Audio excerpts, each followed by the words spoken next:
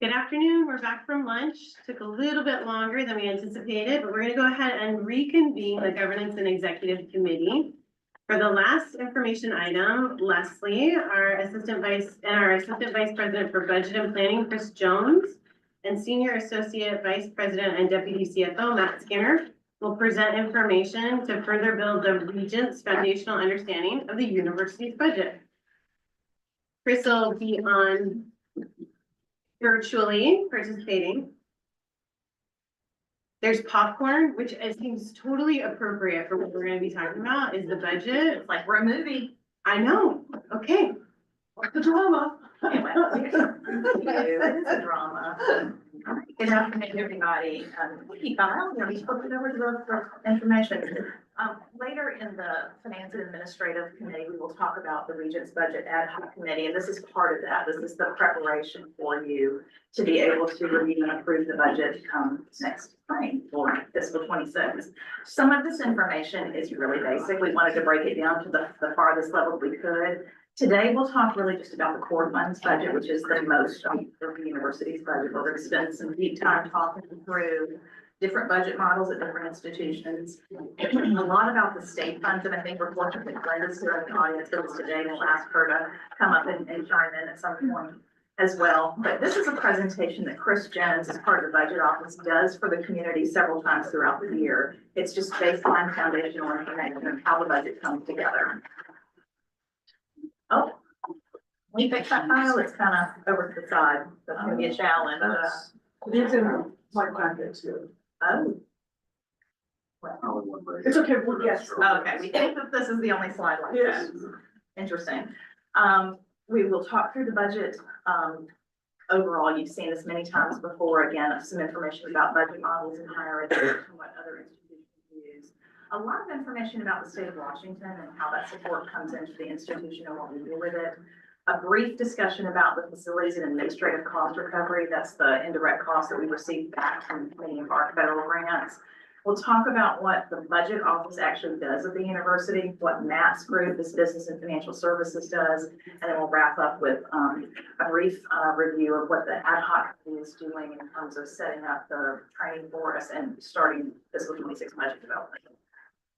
You have seen this slide many times in the past. I hope that you're now used to it. This is the university's $1.3 billion budget for this year and where those sources of dollars come from.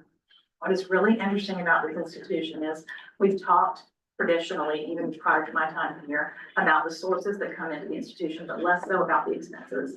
We know in general where they are across the colleges and the campuses, within my unit, within the provost unit, within Kirk's unit. But we've really not talked as much about where the expenses actually go. And that's something that we'll be working forward in fiscal 26 to show salaries, benefits, goods and services, our utilities and all of that. We know that, we just haven't done it in this way.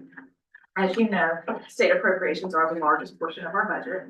We'll talk about what is general state appropriations, what I will call the best money that we have that's for general use. Then we have proviso dollars that come from the state. We have very specific defined uses. We can't just use those for anything. We have to be used for what the state tells us. Then we have tuition and fees that follow that. And let me get back to state appropriations for a second, because I think Chris Riley-Tillman has an interesting perspective on this too. I came from a state where the budget for my institution was about 1.5 billion, less than 10%, about 8% was what came from the state. It was that low. What was yours in Missouri? It was under 10%. Yeah. So this is remarkable that the state appropriation is as high as it is for this institution. Washington is a supporting state in terms of higher education, but that comes with limits because they're not fully funding salaries and they are funding some directed providers. So then if they're apples to apples, you're saying that you take the state appropriations and the grants and contracts from the state, those two numbers here? Well, grants and contracts from the state are sometimes like grants that the faculty have solicited for, that they work in the same way, just the funding source happens to be state funds and not federal funds. Yeah. But at my previous institution, state appropriations was 8%. Right. And less than 10%. 26. Under 10%. Yeah. And 1 year they cut it in half. Yeah. Just for entertainment purposes. It's a very supportive state. We're lucky. It was enormous. So your tuition. And Regent McDonald asked just a great question. Well, what's the difference then? State appropriations is very low in some institutions across different states, and tuition on the other side is very, very high, much, much higher than it is here. And more, the reliance at my previous institution was on non-resident students because they paid even more. So that's a real difference here is we are largely a resident student population. We have a lot of state appropriations. Other schools are building that in a different way. The federal grants and contracts, that's the portion where our faculty are awarded competitive grants. A portion of that is available for the core funds budget. That is the indirect cost recovery that we receive. Auxiliary enterprises, we're going to have that discussion at our next meeting in February and talk more about the budget. But those are our business-like entities around the institution. And they include athletics, they include housing and dining, parking and transportation, Cougar Health Services, and to a smaller extent, the boutique is like that, though it's a little bit of a separate entity. So those are intended to be business-like entities that are not the core mission, but they certainly support the core mission of the university. State grants and contracts, just to the point that Regent Pekin made, those are also competitively awarded to our faculty. Then we have gifts, and you'll see the gifts portion and the investment income. Gifts are directed gifts into the university. So the gift is actually coming to the Washington State University, not going to the foundation. The investment endowment income is what comes from the foundation. That's the distribution that we receive. You'll see local grants, very small portion too. Again, those are mostly competitively awarded. Net restricted tuition and fees are directed tuition, mostly for debt service. And you see a very small portion that sales and service. That's an important piece of our budget, that it is as a percentage, very, very small overall. So is other. The creamery is a sales and service. That's not what we do. That's something that Connor does. The vet hospital is a sales and service. It's certainly important to the academic and research of the entity, but that's not what we do. We're not a hospital, but it operates that way. So all of that together, and there's a tiny piece of federal appropriations. Glenda could probably name those for you in a second, but that's a small piece. And I will say other institutions do not have that. That is unusual to actually have enough of a wedge that comes from the federal government that you can actually put it on your journal. Yes, quick question. Can you give me just a generic example of a gift that would be not good through the foundation? Because most of the time they go through. I think for the most part they do, but I think sometimes we receive gifts for capital that will come through us first. Or there are probably some legacy gifts that we still have from before the foundation was made. I will tell you, my previous institution, it wasn't unusual for people to avoid the foundation and go directly to the institute. Sometimes, I don't know, I don't think Mike is in the audience, but I think at my previous institution, if you had a matching, it mostly had to run through the institution versus going to the foundation first. So I think it can be different things. We can certainly do that. Thank you. Yeah. Let's move on. I showed you this at the September meeting, just to really focus us on what are we really asking the regents to approve when we say we're going to approve the budget. The budget is 1.3 billion, but there's portions of that you've already delegated authority to us for. That includes the grants, contracts, and federal earmarks. We don't need your approval of that. And they don't usually run across the fiscal year. They have start and stop dates that don't make sense in our fiscal year, but that's already approved. The same thing with gifts and distributions. When we accept a gift use agreement, you've already accepted that. That's what we're going to do with it. So we're not going to approve that again because it's already there. But all of that impacts our ability to manage the university's finances because it's all running through our books at some point. So we want to put those in red just so you know, you're really not approving that. The green margins are what we're really focusing on. This is the core funds budget, more than half of the university's operation. That's students in the classroom. That's us here in this room today. It's all of the things that make the university. And then of course, there's auxiliaries, which we will talk more about in the future meeting, the business-like entities. Then we have the sales and service and all of the other. And those, I want us to have more discussion about, but I don't see the space to that happen before fiscal 26 budget is due. We will need to start doing that next year. All right. Let's talk about some of the budget models in higher education, because we talked earlier this morning about how industry works, and higher ed is different.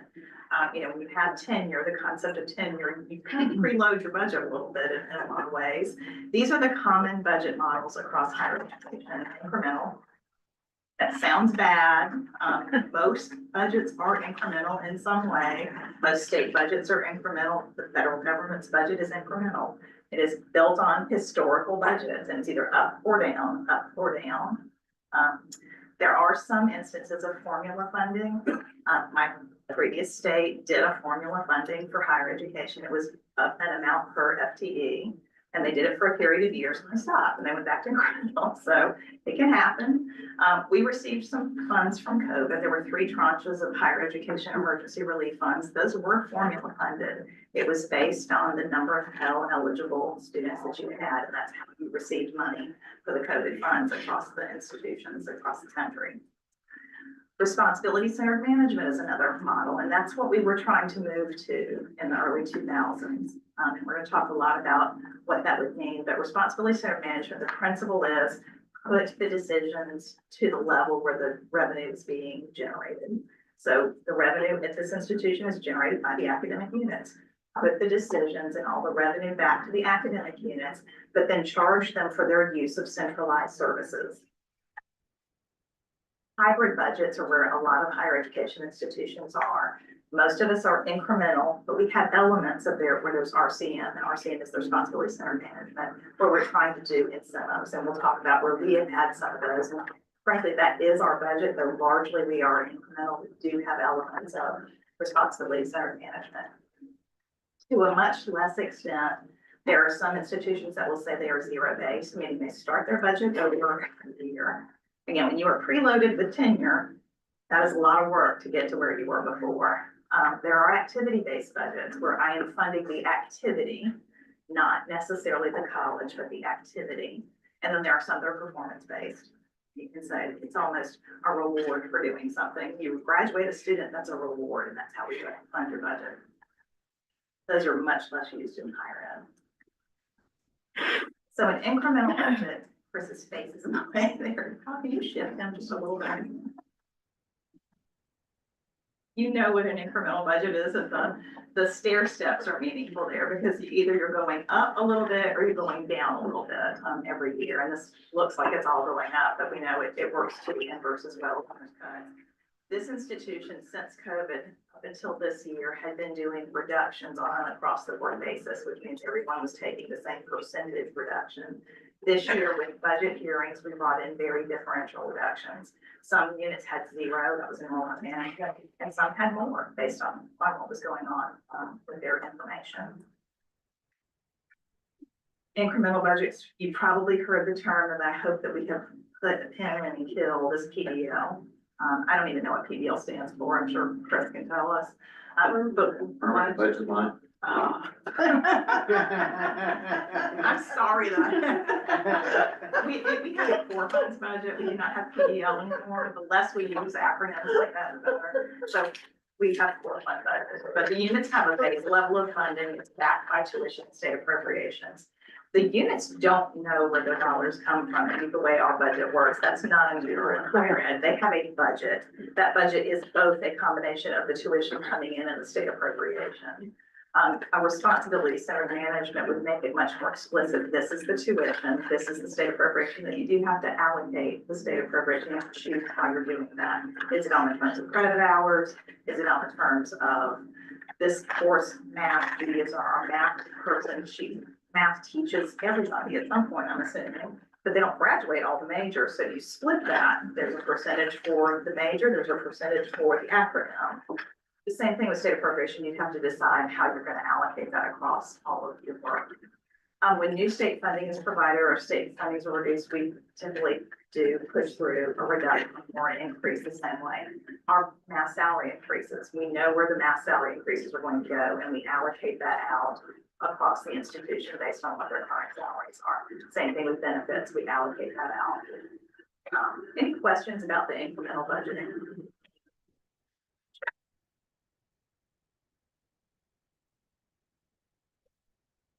Budget. Again, the intent here is to provide incentives, both to grow enrollment, but also to control costs. So the theory here is that the revenue centers, our academic units primarily, are responsible for tuition, and they are either going to have their classes need a model that makes sense for them, or they're going to not do classes if it doesn't make sense to them. The cost control piece is supposed to control their costs, but inside of an RCM, the overhead of the university, I'm overhead, Matt's overhead, the president is overhead, is allocated out to the units based on some metric, whether that be credit hours, the size of their budget, the number of employees they have, or even their square footage.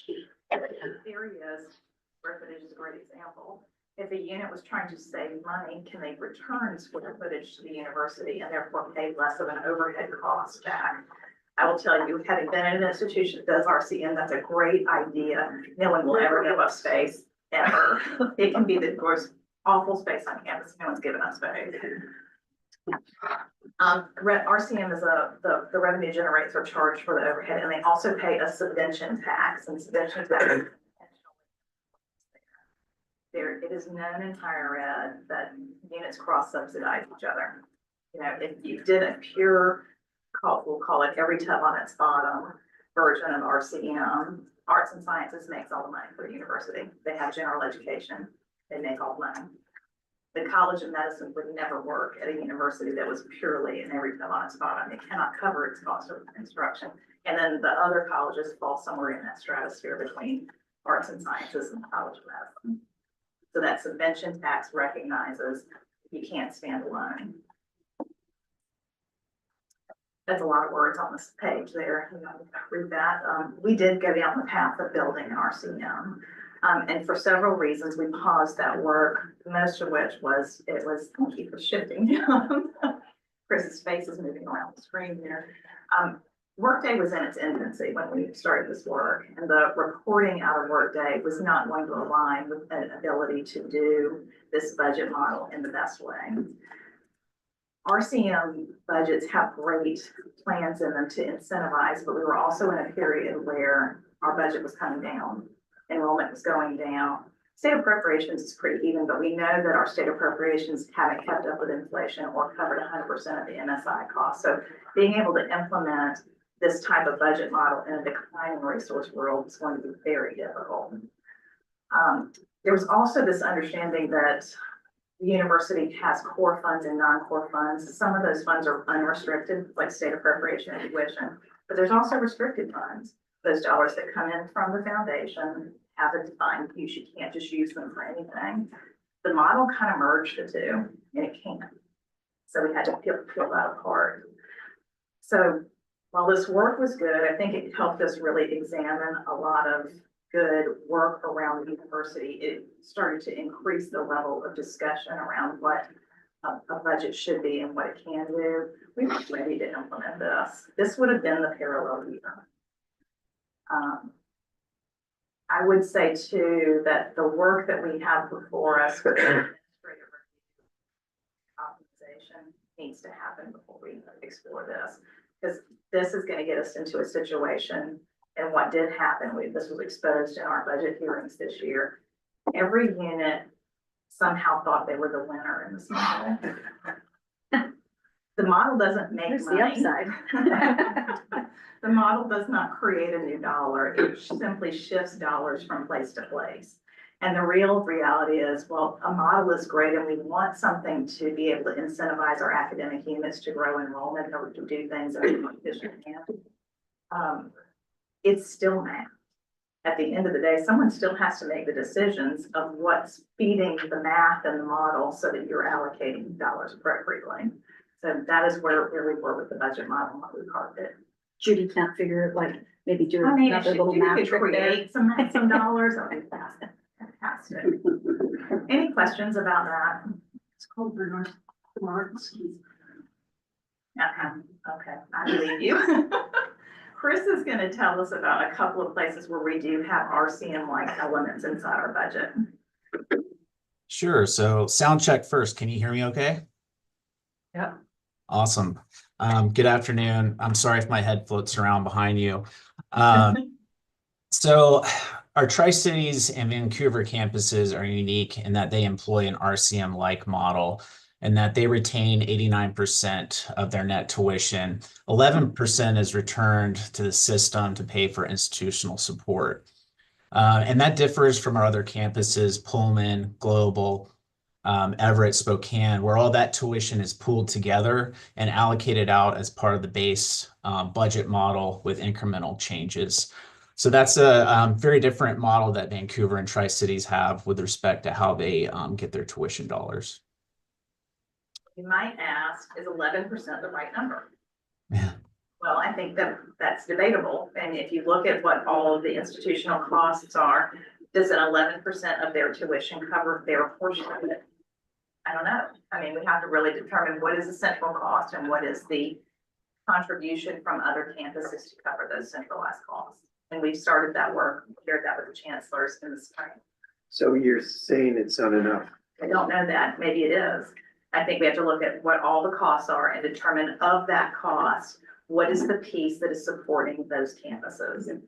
And there's a lot to debate there. I mean, my chancellors who are behind me, both Mel and Sandra should be nodding their head right now. I can't even say that.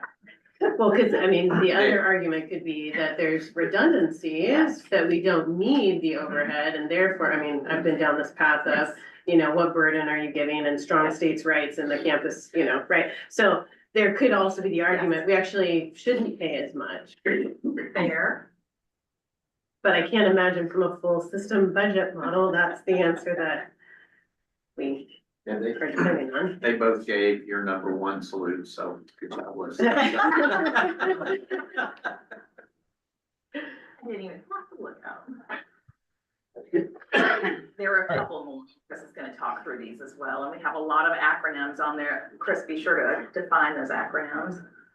Sure. So we talked about how WSU currently has an incremental budget model. We have base level budgets, and then we have incremental additions annually. That might be new state appropriations, for example, for compensation, or it might be new tuition dollars that we allocate out. We have some smaller models kind of attached to our incremental budget model, and these are really to incentivize enrollment. The first one I'll highlight is the undergraduate EBB. That stands for Enrollment Based Budget, another acronym maybe we should get rid of at some point. So this model's been around for about a decade. It provides funding for each undergraduate student, AAFTE, that's annual average full-time equivalent student, over this baseline that was set in fiscal year 11. The funding rates vary by college. Some colleges get a higher payout or lower payout than others. Of course, the challenge with a model like this is when you have declining enrollments, there are less payouts. So for example, in FY20, when our enrollment was higher, we were paying out about 18 million out of this model to the colleges. And most recently in FY24, that's been reduced to about 8 million. So about 10 million less in payouts over those 4 years. Summer session tuition. The second, and Sure. EBB, one more thing about EBB that's interesting is, if the year is not, shouldn't surprise you, fiscal 11, so we have just gotten through the worst of the Great Recession and state appropriations have fallen, but we've increased tuition double digits for 3 straight years. So there was this recognition across the campus, you have to put these dollars in the academic units, and how are you going to do that? Leave the base budgets here, but as units add people, we will fund you. And so that's how this funding happened, and it went up at top of the bell curve, and now it's coming down that bell curve because our enrollment is about what it was a decade ago in rough terms. The challenge is, if you were in an academic unit, how did you use those dollars? Did you hire tenure track faculty and now you're not getting funding for it? That's a problem. Okay, Chris, go ahead, please. Sure. So next, I'll talk a little bit about summer session tuition. And I should note, the next several slides, I'll be talking about core funds. And one of the big core funds is tuition. That does not include summer session tuition, which is considered self-sustaining. So when I talk about tuition as a core fund, it's really tuition earned during the academic year, fall and spring, and not summer. Summer tuition is distributed differently than it is for the regular academic year tuition. There's a payout model, which is currently paying out $7,200 per average annual full-time equivalent student. That goes back to the College of Instruction. A couple of other models I'll highlight really quickly. A newer one we've kind of piloted is the professionally oriented masters. Couple of examples are applied economics. Recently, Board of Regents approved the Masters of Energy Conscious Construction. So with those models, those colleges and departments get 78% of that net tuition instead of most of it going to the central pool. And last, I'll mention this other model for global courses to incentivize growth in the global campus, $900 per FTE over their baseline enrollments. So the point of all this is while we mostly are an incremental budget, we do have these elements of incentive based around the academic units. All right, let's talk a little bit more about our core funds budget, and Chris is going to carry through this section. Sure. So our core funds budget is comprised of these four sources. I'll talk about state appropriations and net operating tuition first. Those are the most significant ones. You'll often see these combined. For budgeting purposes, we pull these together and allocate them out to the units across the university. But they are two distinct funds. The other two, which are smaller but still significant, facilities and administrative fees. These are the indirect costs charged on grants. These revenues come back to the university and they're allocated out. And I'll talk about how those are allocated in the model we use to do that. And then administrative fees and interest, various sources of funds go into this bucket. A few I'll mention are interest on investments. We have an administrative service charge. So we charge anywhere between 8 and 10% of revenues coming into the university. A big example there would be housing and dining. So we'll go to the next slide, please. Yeah, let me mention that with interest, so the interest that we receive is the interest on our working capital, what is actually sitting in our bank and what we pull in. We've been really fortunate over the last 36-ish months. Interest rates have been really high, and so we've benefited from that and brought those dollars into the institution and they're allocated out. We fortunately have not built in that increase as a permanent budget line because interest rates are coming down now, so it's a good thing that it's not artificially high. This next slide you've seen several times, but really just breaking out that core funds budget. On the left, you see we've had that combined state and tuition pool. On the right, we're breaking that out. And we're breaking out the state appropriations into two buckets here. Our general fund state appropriation, which you could kind of think of as our base budget, just to fund the operations of the university, most of that going to support instruction. And then this 116 million are our provisos and other state funds. So money that's been appropriated to the university to achieve specific goals or to run specific programs. An example would be the Native American Scholarship or Native Kooks program. We got specific funding to offer that financial aid. And next, please. Before, that's general fund state appropriation. That's the best money that we have, because that's not a student dollar. That's the dollars that can help run the institution, and they are able to be allocated wherever we need to put them in our budget.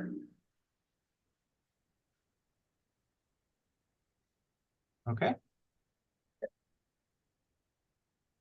So just breaking up our core funds budget, which units get these allocations. Majority or roughly half is going to our academic colleges, 23.9% going to finance and operations. And there is also included utilities, so our utilities cost, academic support, provost office, graduate school, libraries, administration. You have the president's office, university development, office of strategy, planning, and analysis, just to name some examples. And I will say right now, finance and operations is overstated. This is the budget at the beginning of the fiscal year, and all of the direct cost recovery is budgeted there because then it moves to the units as the year goes on as we collect the indirect costs from the grant. So that will end up in the colleges and the campuses for the most part. Yeah, thanks for that note, Leslie. And we'll show in a little bit how those F&A funds are allocated. Wouldn't surprise you to see that a little over 80% of our core funds budget is for compensation and benefits. It's to pay employees. and 18% for operations. That's everything else. That's professional services, goods and services, equipment, travel, things like that. So this is for this biennium, our state appropriations operating tuition. We have to report to the state for how we plan to spend the funding. Those are called our allotments. So that data you see here comes from our allotments. Roughly half of our spending will go towards instruction, roughly 60% to support that core land-grant mission of instruction, service, and research. Everything else, obviously, supporting those missions, whether it be plant operations and maintenance, for example, the STEAM plant on the Pullman campus, institutional and primary support, student services, libraries, and et cetera. These allocations are by function, are NACUMO classifications. That's the National Association of College and University Business Officers. There's definitions for how the expenditures fit in one of these. You will see this again in the month of January when Matt presents the financial statement, because this becomes something that's important for the financial statement. That's a pickup of all funds, though. This is just core funds, the state appropriation.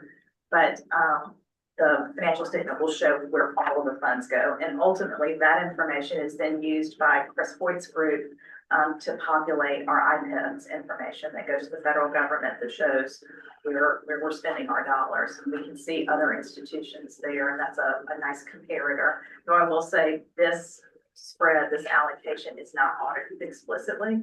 So there's not a lot of control about what goes into what buckets, even though there's some guidelines for what to do there. This also is used by U.S. News and World Report. It's one of the factors of what are your resources per faculty or your resources per student. It comes from this. And so it's incumbent on us on the workday side to make sure that we are getting things into the right bucket, because it does have an impact down the line.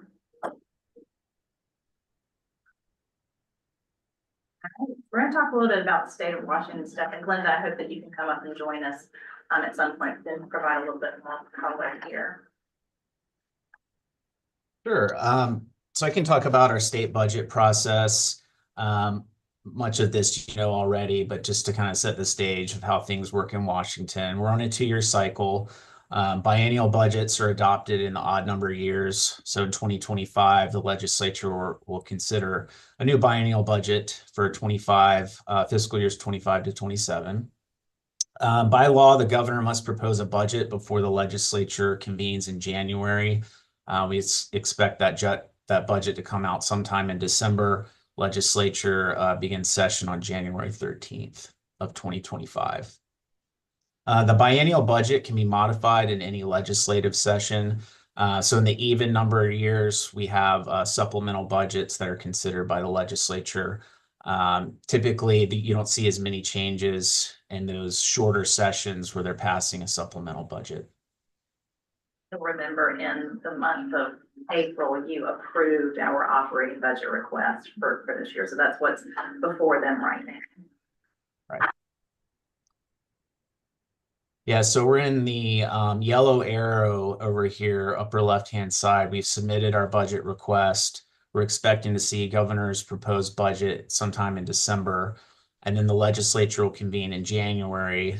They will close session on April 27th. So within roughly 30 days, sometime in May, we expect to see a signed budget. That's in a normal year. We have had times in previous years where there are economic exigencies where they have special sessions and it can go through June even. We're not expecting that for this session. And of course, every July 1st, we have a new budget that takes effect. I mentioned earlier our allotments. That's how we plan to spend the funds. So after the legislature passes the budget, we then have to take all those numbers and show how we're going to spend that money over the next 2 years.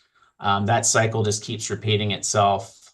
So sometime next summer, we'll receive instructions on how to request supplemental funds during the 2026 session.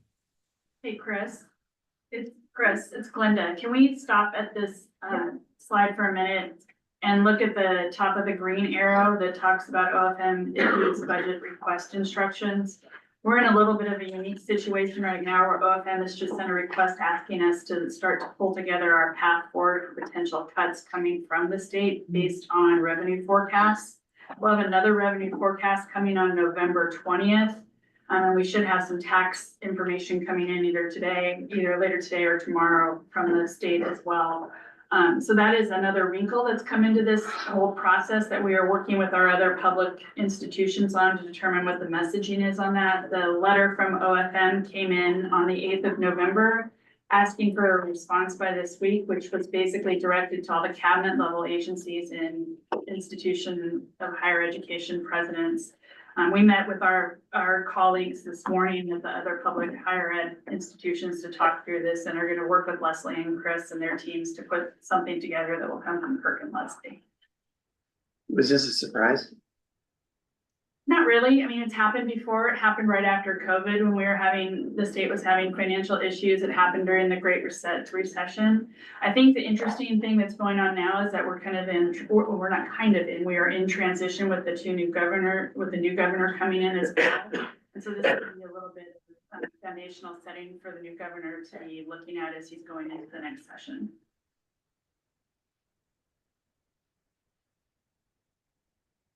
Thanks, Chris. Oh, yeah, no problem.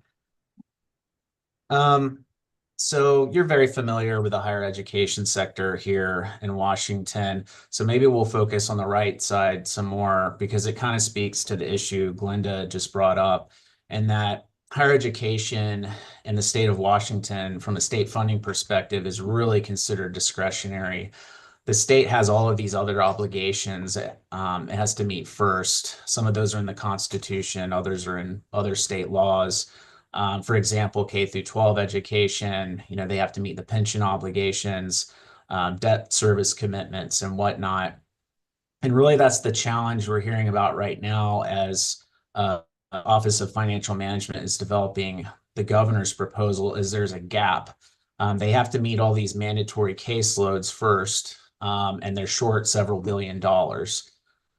After they meet that gap, then they consider if there are any leftover funds to appropriate to more discretionary functions like higher education in the state of Washington. Linda, would you expect Washington results to change the initiatives of the governor and what's measured? The election results? No, the Washington Results Program, where the metrics are and the results of. I don't know. Okay. I don't know. I'll have to look into that. So this slide is really just to give you a sense of scale of where we sit as a sector, as higher education. Fourth down the list here, human services, obviously a huge part of the state budget. In public schools and social and health services. So total 18.2 billion for higher education, or roughly 14% out of all these state government agencies here. So this is a great trend to see going back to the 15-17 biennium, just increasing appropriations to WSU. A lot of this is proviso funding, so for specific things. Also built in here for several biennia were appropriations for compensation increases. Medical school, obviously very significant for a few of these biennia, building out the medical school to the full cohort size. And in a slide in just a minute, we'll show a little bit more detail on how these funds have grown over the biennium.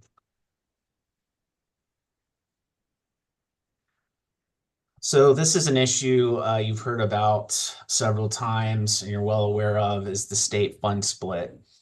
So the state is not going to cover 100% of some of our cost or some of our requests. It's going to assume some of those costs are going to be covered by our net tuition. This applies to things like all of our compensation requests, including our collective bargaining, all the central service charges. So we pay the state for their services, whether it be auditing, legal, archives and whatnot. self-insurance liability premiums, and then all the benefit rate changes. The state is going to assume we're going to pick up some of those costs with our tuition. Most recently, in this current biennium, that fund split assumes 66% would be state funded, and we cover the rest with 34% tuition. Prior biennia, we saw lower fund splits where it would be 50% state, 50% tuition. Just to give you an example of what the state would need to appropriate to close this funding gap, if we assumed a 3% salary increase for our employees in FY26 and 2% in FY27, the state would need to appropriate an additional 10.9 million in state funds. Otherwise, we're spending some of our tuition dollars on that. And the issue there is that in an environment of declining enrollments, we've had less net tuition. We don't have net tuition to pay for compensation increases. And of course, this leads to discussions about internal reallocations to give our employees meaningful raises. I'll point out too, that because the state has this assumption that you have tuition available, yes, it's a challenge when you have declining enrollment. They're also capping tuition, remember?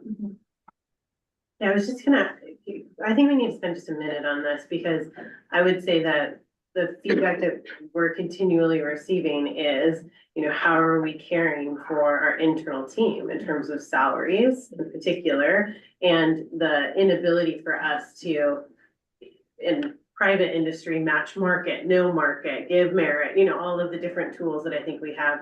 So am I hearing this correctly that, so there's a cap on tuition, which we know, and this gap of 10.9 million that would be needed through state funding. And then I think I maybe got a little forecast of we're potentially gonna need to cut what our ask might be. On top of the internal cuts that we're already making through our budget process, yes. So then that begs the question, are there other ways in which we can continually be able to fund salaries without dependency on the state? Yeah, on the backs of students. Well, no, because we can't. Well, yeah, there's that too, yeah. We can't raise the student tuition, which is what we would have done. Are there other models that, and maybe this is another kind of budget 101 specifically on this, No, but I don't know another model here. I mean, your funding sources are the state appropriation and tuition. I mean. And we're not alone in that though either. Our other public institutions in the state are also advocating for closing that fund split because the other 5 publics are in the same position we are when it comes to salaries. I think several years ago, with Chris Mulick, when we were, I think it was during COVID, I participated in a panel on salaries, and the response was not overly positive from legislators as to coming up with more funding for salaries. Yeah. And I think we just have to remember too, it's a hard argument to make. Because if you look at where faculty salaries are, and this is across the sector, not just WSU, you're sitting down with people serving in the legislature that will go, I wish I would ever make that kind of money. And then we're going, well, you know, we're not paying enough and people are leaving to go to other states. And I'm thinking, wow, you're paying 6 figures and that's not somehow not enough. I'm not saying that we can't figure out creative ways. It's just, it is a really difficult argument to make because you almost start off behind the 8 ball.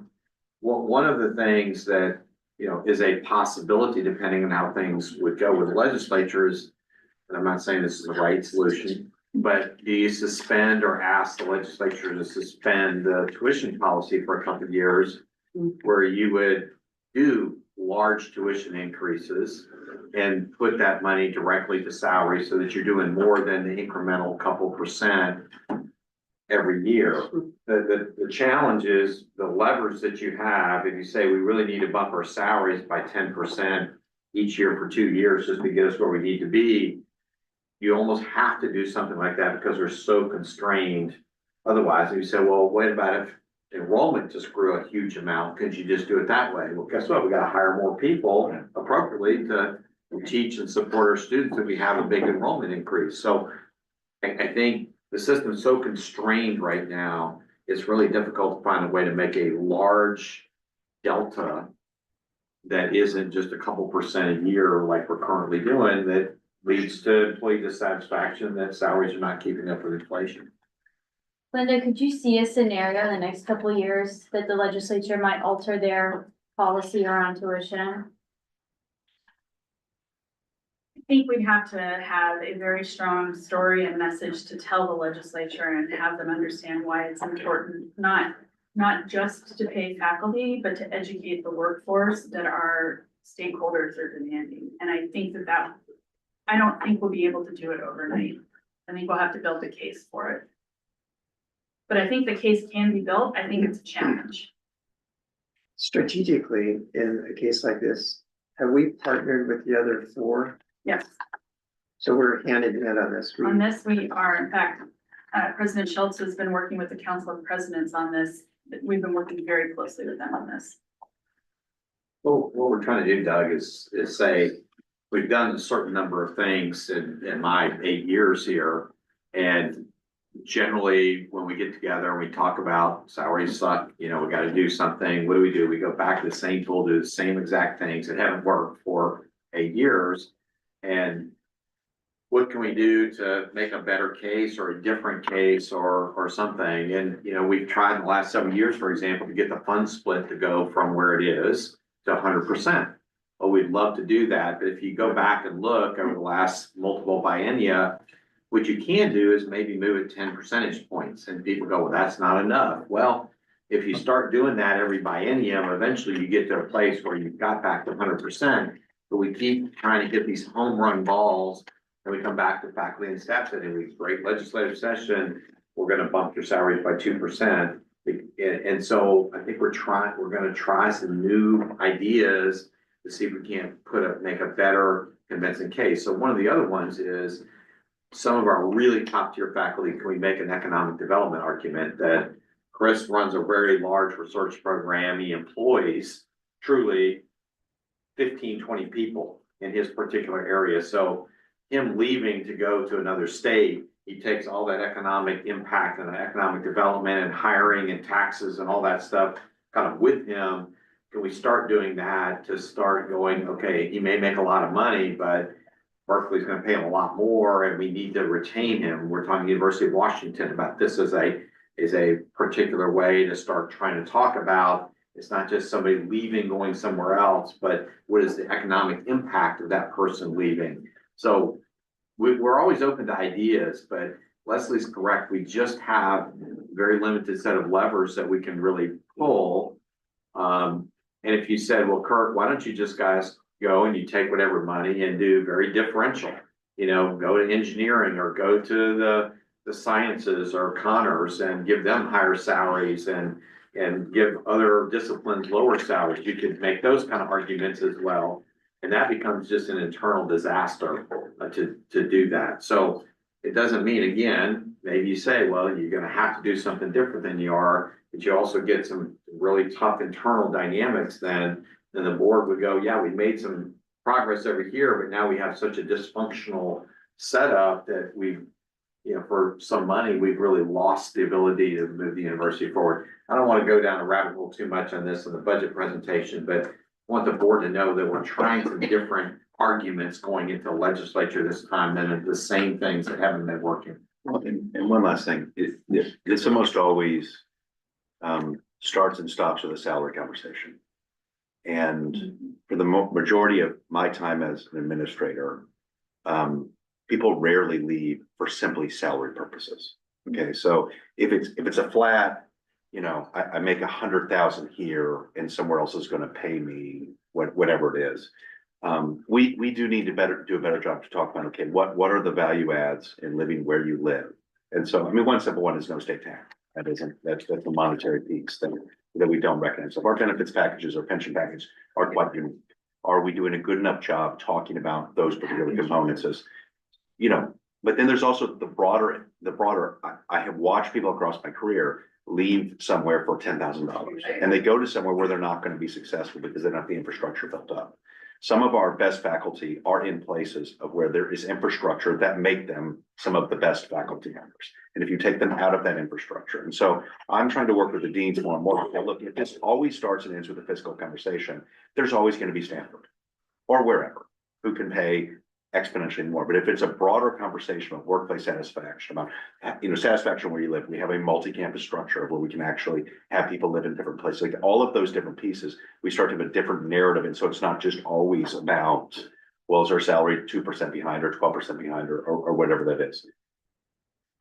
And I'd like to say one last thing in response to your question to Regent Pika, is that we are also working with some of our industry partners for them to understand what the challenges are that we're facing in this space, so that they can understand when they're talking to our state legislators about the impact it has on their ability to get the workforce they need from within Washington state. And they have been open to trying to understand what these challenges are. So I think that to President Schultz's point, that is a new tool that we can utilize in trying to bring in those industry partners to collaborate with us on our legislative asks in this area. So you work with a lobbyist from PACCAR or Microsoft in making that point? We've been working directly with the Washington Roundtable and their group of leaders in particular, and also talking with the state lobbyists for a lot of the industry folks here in the state, yes. So they will know what our requests are. Our advisory boards at each location, this is a sweet spot and exactly what our advisory board should be doing is advocating, whether they're in Everett, Tri-Cities, right? The business community should be stepping forward when we all do a take the hike, at the Hill of speaking on behalf of our institution. And they'll have one-page documents that we're working on now that will be targeted to their campuses. I think the conversation about salaries is so important, and I agree, Chris, that I don't think that it's, you stay or you leave just for money.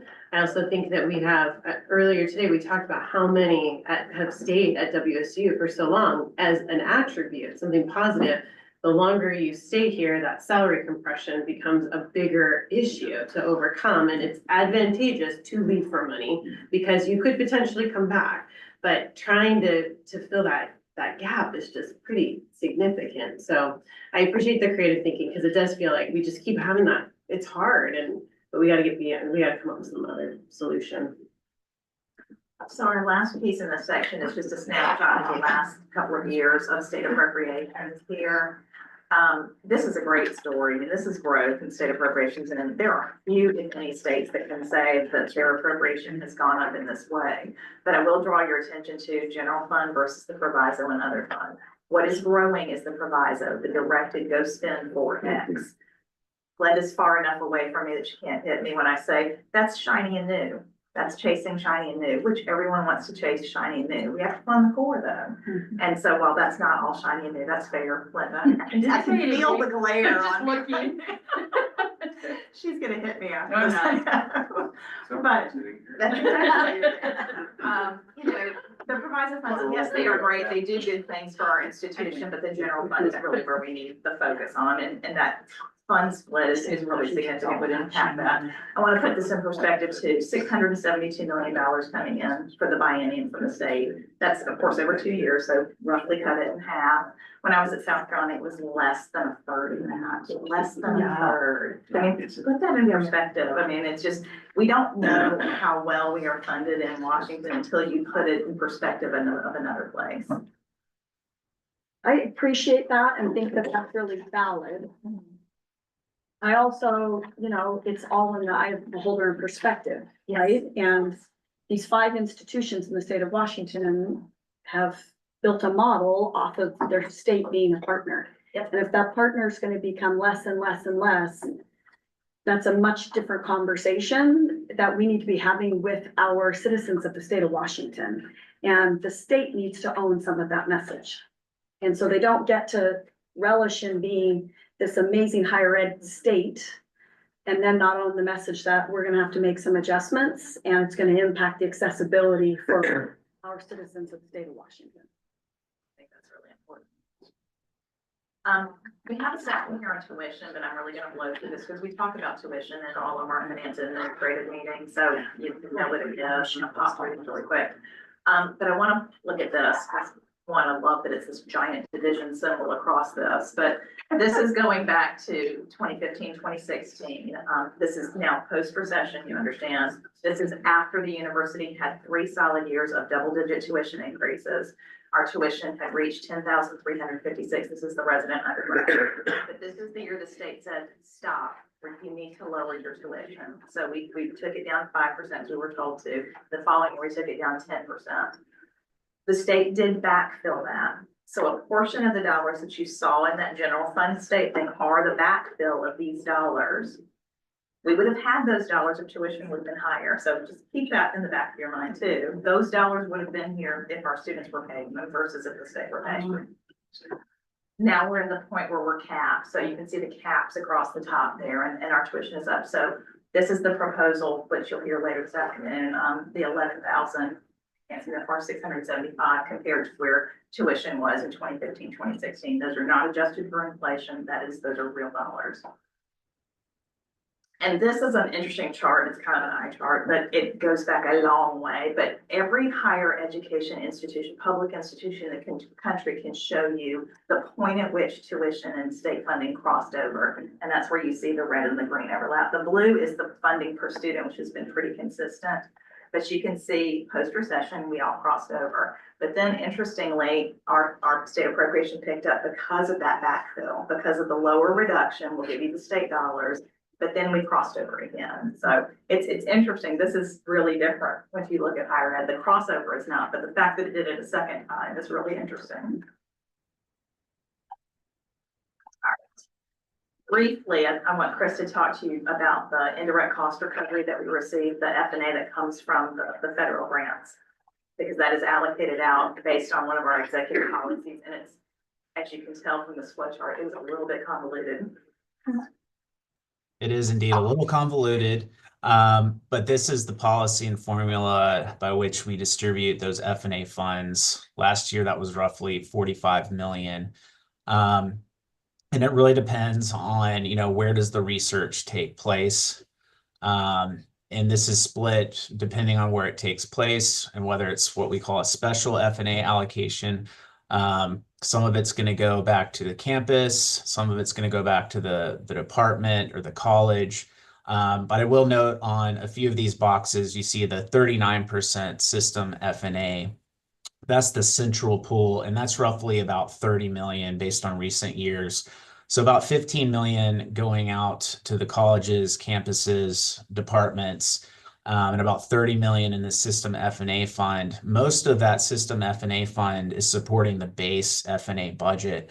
And again, this funding is really meant to support the research enterprise. So a lot of that base funding, you'll see supporting libraries, supporting facilities and utilities that support the research enterprise.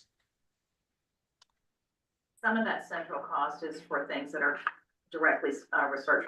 The Office of Research is funded by the F&A recovery. So is sponsored programs, Matt's group within the business and financial services that supports primarily the back end of the grants where we go and get the dollars from the agency for reconciling and doing the accounting side of the work. Any questions about that? Okay. I wanted to spend just a few moments talking about what Chris's office, the budget office does, and what Matt's office, business and financial services does in terms of the budget, because we are a very decentralized financial organization. There's a lot of work going on across the institution, at our campuses, across all of our units, but the coordinating activities are Chris's for the budget and then Matt's side of the house for the actual financial statement preparation. Chris? Sure. Yeah, so love to talk about our office some more. Really our main charge is to responsibly manage the core funds of the university, including allocating those out. Currently, we allocate those out in a workday system called adaptive planning. We have a whole annual process to do that. We support budget development throughout the year, whether it be budget hearings or whatnot. We also have increasingly moved to focusing on more funds than just the core funds. So moving towards all fund budgeting, looking at multi-year planning. building out our budget development tools and the Workday software. And again, supporting budget hearings and that more formalized budget process that we've been implementing here at WSU. Also, on a regular basis, looking at budget versus actuals down to, the college or administrative unit level. Revenue forecasting, we run a model to forecast our net tuition for every fiscal year. Tracking commitments, such as those made maybe in the budget hearings where we've reallocated funds for strategic purposes. We have to put that in a plan because we know we need to spend that for the next fiscal year, perhaps on an ongoing basis. Working with various stakeholders across the university, working very closely with Glenda's team and Chris Mulick and Connor on the state budget request. Also working with our counterparts, the Office of Financial Management, nonpartisan legislative staff. We also often get a lot of ad hoc queries from that staff, especially with regards to our budget requests. Also serving on various committees throughout the university and just supporting as we can. We partner a lot with Matt and his team, so I'm going to pass it off to him next to talk about what's going on there. I'm gonna stop you for just 1 second. I want to point out just a couple of things. What you didn't see in that budget office discussion is monitoring. This institution has never utilized the budget office as a monitoring, as a checkup of where are you budget to actual. That just hasn't really been done. They're really not staffed in a way to do that. And that's something that we're trying to introduce, not just within the budget office overall, but across all of our units, because that's a piece that is missing. We are not monitoring our actual performance to the budget until year end. And that's something we've got to do throughout the time. Now I'll let Matt go. So Leslie, so if I understand this properly, the monitoring is all within the unit. It's decentralized. It's decentralized, okay, until the end of the year. Yep. Okay. Yeah, I would say we're doing a better job with Leslie's arrival of monitoring university performance, which is really important at the unit by unit level that is decentralized. So if it's done at the unit level, so is it the unit that's being held accountable to themselves that they're meeting their Let's budget? get through 2 slides here and then I'll talk about accountability for a second. Well, so thank you, Chris and Leslie. This is a place I feel like we've improved in the last couple of years. It's been really great to work with Chris's team in the budget office. We're more integrated between finance and budget and how we're looking at things. So just a few ideas of where we partner closely from a business and finance perspective. We have a little more involvement in all funds revenue and expense tracking, working closely with Chris on that. We deliver the official financial reports and the audited financial statements to the university, which is all funds, both from a revenue and expense perspective and our fiscal health from a balance sheet asset and liabilities perspective. We've made a lot of progress partnering with Chris's team on looking at actual revenues and expenses and trying to understand what's in there and how that compares to plan. We'll see that a little later with our financial performance and budget performance presentation that we give every board meeting. And then finally, from a Workday and business systems perspective, we're actively engaged in helping to improve those financial and budget reporting and analytic tools, as well as those and the processes that we use behind our budget planning. So just some fun touch points we have there. So is that suggesting that you didn't work together before? Is it brand new or is it just an enhancement? I think it's an enhancement. I think it's an enhancement, but there has been times during my time at WSU where kind of the finance and accounting group kind of did their thing and the budget kind of did their thing. And I think we're breaking down some of those silos. There's great expertise on both the budget planning side as well as the finance and reporting side that we're better when we collaborate together. Thanks to Chris for helping enable that. So just a couple highlights here of things that have been going on. We've really been working hard to enhance our reporting tools and improve those. So we want to highlight 4 kind of reporting activities that are in place now that will help with that monitoring. The first went live 2 months ago. It's a university financial dashboard.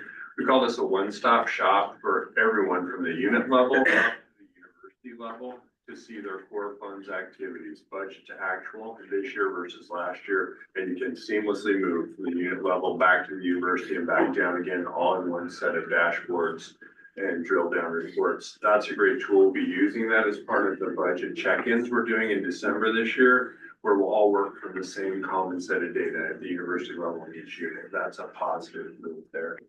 We've had for years a report, an analytic we call sources and uses at the unit level that allows them to not only see core funds, but allows them to branch out into those other sources of revenue we saw today.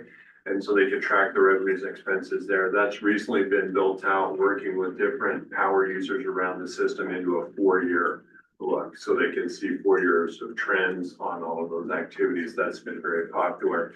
I'll skip down one here to the WSU revenue and expense report. To be honest, this is one that's more of what I call an office of the CFO level report. This is a new view that allows us to start looking at our income statement real time, month over month, this year versus last year, looking at all of our revenue sources, all of our expenses. And now as we turn the corner into January, our controller's office, working with the budget office, will start trying to forecast what our year-end financial statement will look like. And that is first ever for WSU to be in that place of forecasting our financial statements. That's a really great place for us to be as we try to plan out in future years. Finally, the PI dashboard is a new report. We're really grateful to work with many faculty PI who were using lots of different reports and Workday to track their grants. And as we met with them, they gave us an idea about how we can bring all that data together in a single dashboard. So that is out and is working. So if I was, for example, Vice President Walcott, I could go out and see my entire grant portfolio in one stop. Every award I have, what my budget is, what I've spent, what remaining budget is, when that grant retires, what I have closing in the next 30, 60, 90, 120 days, any award tasks or grant tasks I have coming up, anything that's past due, really trying to create a one place where faculty can monitor their grants, which that's in the pies we looked at earlier. That is one of those budgeted funds, but it's really important that we monitor the performance of those grants and collect those funds. So that's been really positive. That's the work that was recognized by the Workday group. Report. A wonderful transition from the old days when, you know, a lot of people were complaining they didn't even know where they were because of the way the old system pre-Workday operated. So thank you for all that work on that. Oh yeah, thank you. And it's still a journey. I would just share, I'm just at our Elevating Googs conference a few weeks ago. It's an internal conference and we did a session on reporting and grant tracking, and we had 2 units come to us and say, I had no idea this was out there. We've been trying to do this all in spreadsheets. Can you help us learn how to use your reports? And we said, yes, we want to help you. And it's just a journey to continue to share the word that there are resources out there. You don't have to build it yourselves. You can use delivered tools. So that's fun. And a number of initiative, and I tease Leslie about this because we talked about position control and budgeting a lot. And we've set a really firm goal for ourselves. I think it's an aggressive goal that we're pursuing aggressively to have new position control policies, tools, and procedures in place for our FY26 planning cycle. So what that means is we're looking to reorganize some of our building blocks we have in place around position control that will allow units to do a few things that are highlighted on the slide there. That is, they're planning ahead for FY26, they should be able to organize their workforce or their staffing plan for the coming year. That staffing plan should align to the budgeted resources they have, so we can make sure that our plan for hiring aligns with the funding available, and we can look before we even start the year, make sure things are in balance. And then throughout the fiscal year to be able to see how things are going, both from a position count perspective versus the plan versus actual position counts, as well as on the finance side, spend on salaries versus the plan to spend on salaries, and look for variances or places where we might be trending in a direction that suggests we're maybe overspending our salaries budget. So that's a great step towards there. That position control piece is really deep in the weeds, but when you spend 80% of all of your budget on people and benefits, it's critical that we know where the people are and what the intent of position control, and control is a tough word to use, is we in a decentralized role typically don't like the word control, but it's to follow the position through its life cycle at the university. So we can see across time what happens to the position, not Leslie Bernelli, but the position as it moves through the university. Leslie, Yes, sir. you mentioned, at least I believe in the conversation a couple days ago about one of the things that we really had to do was when we hire, actually, when we do a position or we hire somebody, make sure the money's actually like there. Yeah, And the two weren't always connected, and that's how people get into trouble. Hey, we hired all these people, got to the end of the year, and we don't have money. You may want to just comment on that, because that's an important accountability piece. yeah, that is a critical piece. And so with our process through Workday, there are approval steps along the way, but none of those approval steps currently check that there's budget available. And that's the piece, is you can't hire a position that you don't have the money for. I mean, think about that, especially with the tenure line, that how critical that would be to know that. So this is what position control does. It ties that to it. The other thing we're challenged with, Workday's fabulous system, but it's only as good as you make it. So right now, if I were to ask Jennifer Klein, our VP for HR, how many positions are vacant? She'll tell me 9,000. We do not have 9,000 vacancies. We have people who haven't cleaned up the garbage that's out there, and it has to be continually cleaned. So I should be able to say, what is our vacancies and what is the amount of dollars that those salaries represent using some metric of the high to the low end of the range. We can't do that right now, and that's part of cleaning up what we have. I'm not worried that we'll get there. That's just gonna take some time. We have to have better hygiene about our system and shut things out when they're not there. Regent Dickinson, you mentioned accountability. So the university has foundationally executive policy over the policy on budget responsibility. And I love that it is budget, I mean, it is our number one policy. I would say we probably are pretty lax about holding people accountable to their budgets. The policy beautifully written. I mean, I wouldn't change a word in it. It's very well thoughtful. It makes folks understand our budget is decentralized. It is out in the unit's responsibility, but with that comes the accountability to not overspend, to get your budget back in line. We have some folks who do this perfectly. We have great AFOs, we have good deans, we have good VPs, we have good chancellors who monitor that. We have some that maybe don't. And we have to be able to say, this is important and this is why the university only has but so much resources. We are managing to a central working capital pool, and our adherence to this is critical. So this is something that will be coming up in our December meetings with our units. This is dense here, but this is a template that we're using for December. We're treating this a little bit differently than we did the budget hearings in the spring, and these are really intended to be more of a conversation. We will pre-populate this so that we can see for core funds and non-core funds where the units are on October 31 this year, where they were on October 31 of last year. What is that change? We know what last year's fiscal year ends. Simple math. What would it look like if we kept on the same trajectory? Where would it look like we are on June 30, 2025?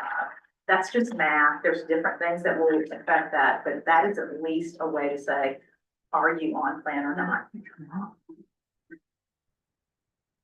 And if they're not, there's still some time to There's correct, still right? time So to we got correct. 6 months left to make some choices. Can I ask a quick question? Absolutely. So, so much progress in the last couple of years. So amazing. Thank you.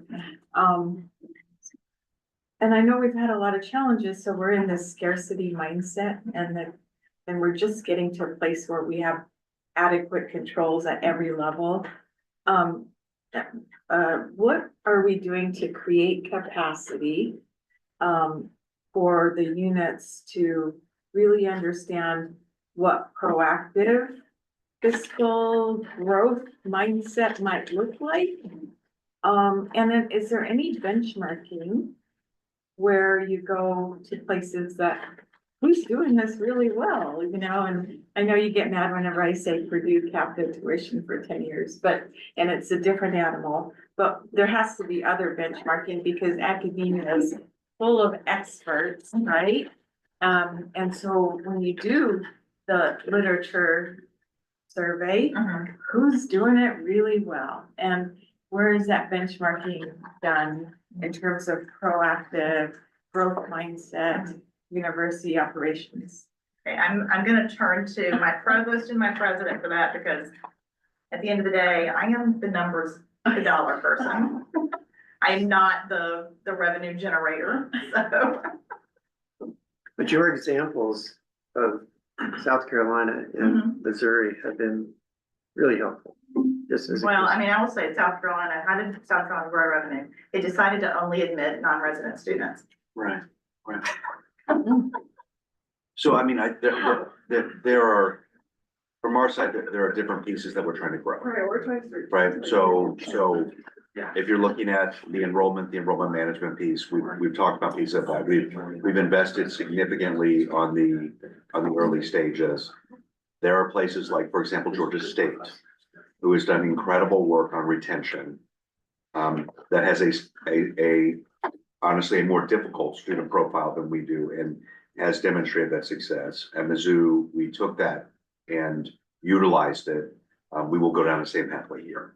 But it's not one thing. It's not Purdue for everything. Right. It's if I look at growth in retention in particular, Georgia State has been the most successful at that of any university, and they have a center which is affiliated with Georgia State, which is I always cringe at consulting a little bit, but at least it's university to university, and it's like $50,000 or $75,000 or something like that. If I look at research growth, I actually think Mizzou is a good model for us. They had lower research expenditures than we did 4 years ago, and they have higher research expenditures than we do now. Now they have a med school that was underperforming our med school 3 years ago, despite being 130 years old, which is not a good sign for Mizzou, but they turned around. And the way they did that was by not going after the very expensive multi-PI full professors who unfortunately look great now. They will not look great in 6 years, and you will still be spending on them. But by enhancing the total percentage of PIs across campus. And there are a number of mechanisms that we can do to go down that path. Mike and I have talked about that a lot. We have 2 VP finalists that we'll announce soon that will step into that work. And partially why I was hired was because of some of that background work. And so that's something we can do on the grants side of the equation. In terms of federal, I actually think we're a model university. I think our federal relations team and our state relations team is one that when I was at APLU last week, many people talk about what we do here at the federal and the state level as Glenda somewhere, but as really an ideal example of the way those operations should look. Obviously, state is idiosyncratic to the state, right? But we've had successful pathways there, as you've seen with those numbers. Our federal piece, Kansas State, not Kansas, is also quite good in that space, and there are some pieces. So I think it's not one thing. You have to take those pieces. But if we're looking at student success, generally speaking, research success, generally speaking, and then federal state operations, that gives you an idea of kind of where we've got some pieces. Leslie, about 5 minutes. Sorry, no, we're hearing it then, thank you. I think this actually might appear in the Regents item in Finance and Administration for the Budget Ad Hoc Committee, but this is our plan for additional training and updates, just to have you be aware of some other things later today. You'll hear from Harry Jenkins in law enforcement, and Olivia will talk about university facilities, which are 2 very large operations within the university. Both have a little bit of system abilities more so than Gary's. Then we have some other things scheduled throughout the year. I do think that we are already narrowing in on a discussion in February that's intended to be a little bit more retreat setting to talk about salaries and wages. The academic departments give Chris, you just walk out of the room, an opportunity to do that. Some more information from our campuses, because I think the campuses and the expenses are things that we really have missed talking about deeply. And so we want to make sure that we have time to do both of those. And then we have some other things scheduled, including the College of Medicine, our insurance coverage, which is a challenge, housing and dining centrally, and then human resources. So that we'll talk through that. But what I really liked from what you heard today, which was a volume of information. Where do you still have gaps, or what do you think that we still need to be focusing on? Again, this was just intended to be core funds, not all funds. So where might those places be? Our budget document is live and it's up on the website for the budget office. Chris has done an amazing job with his staff, particularly Emily Green, making sure that we clean up the budget office website and provide this. It's written as a draft and it's intended to stay a draft because you did not adopt a 25 budget, so you will adopt a 26 budget. This is really the shell of what we hope this will be moving into next year, to be the resource where this is the budget information. This is what it looks like. This is what it will continue to look like. Again, more information is needed on the campuses and on the expense side of our operation, and we'll flesh that out next year.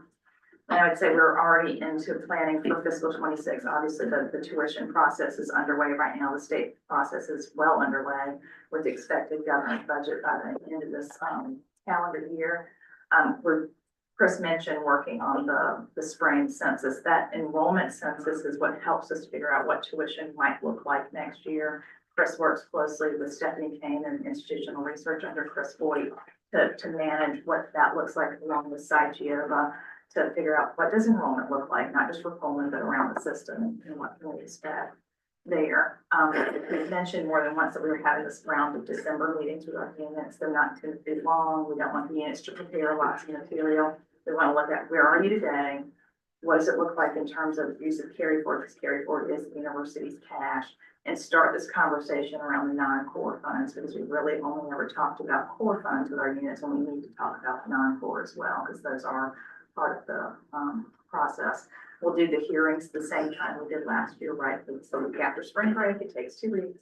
And then we would be ready to bring a budget to you. I think we're planning for mid-May at this point. And that gives our units enough time from approval to June 30 to be ready to populate the system that Chris referred to, adaptive planning for next year.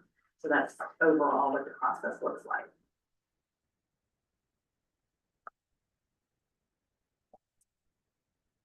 I just want to make a note, the chart that had all the dates, I believe that we have finalized the dates for the virtual retreat, February 17th, and the May special board of Regents meeting. So this is a heavy lift for all of us to, I feel like I've said that before today, there's a lot happening right now.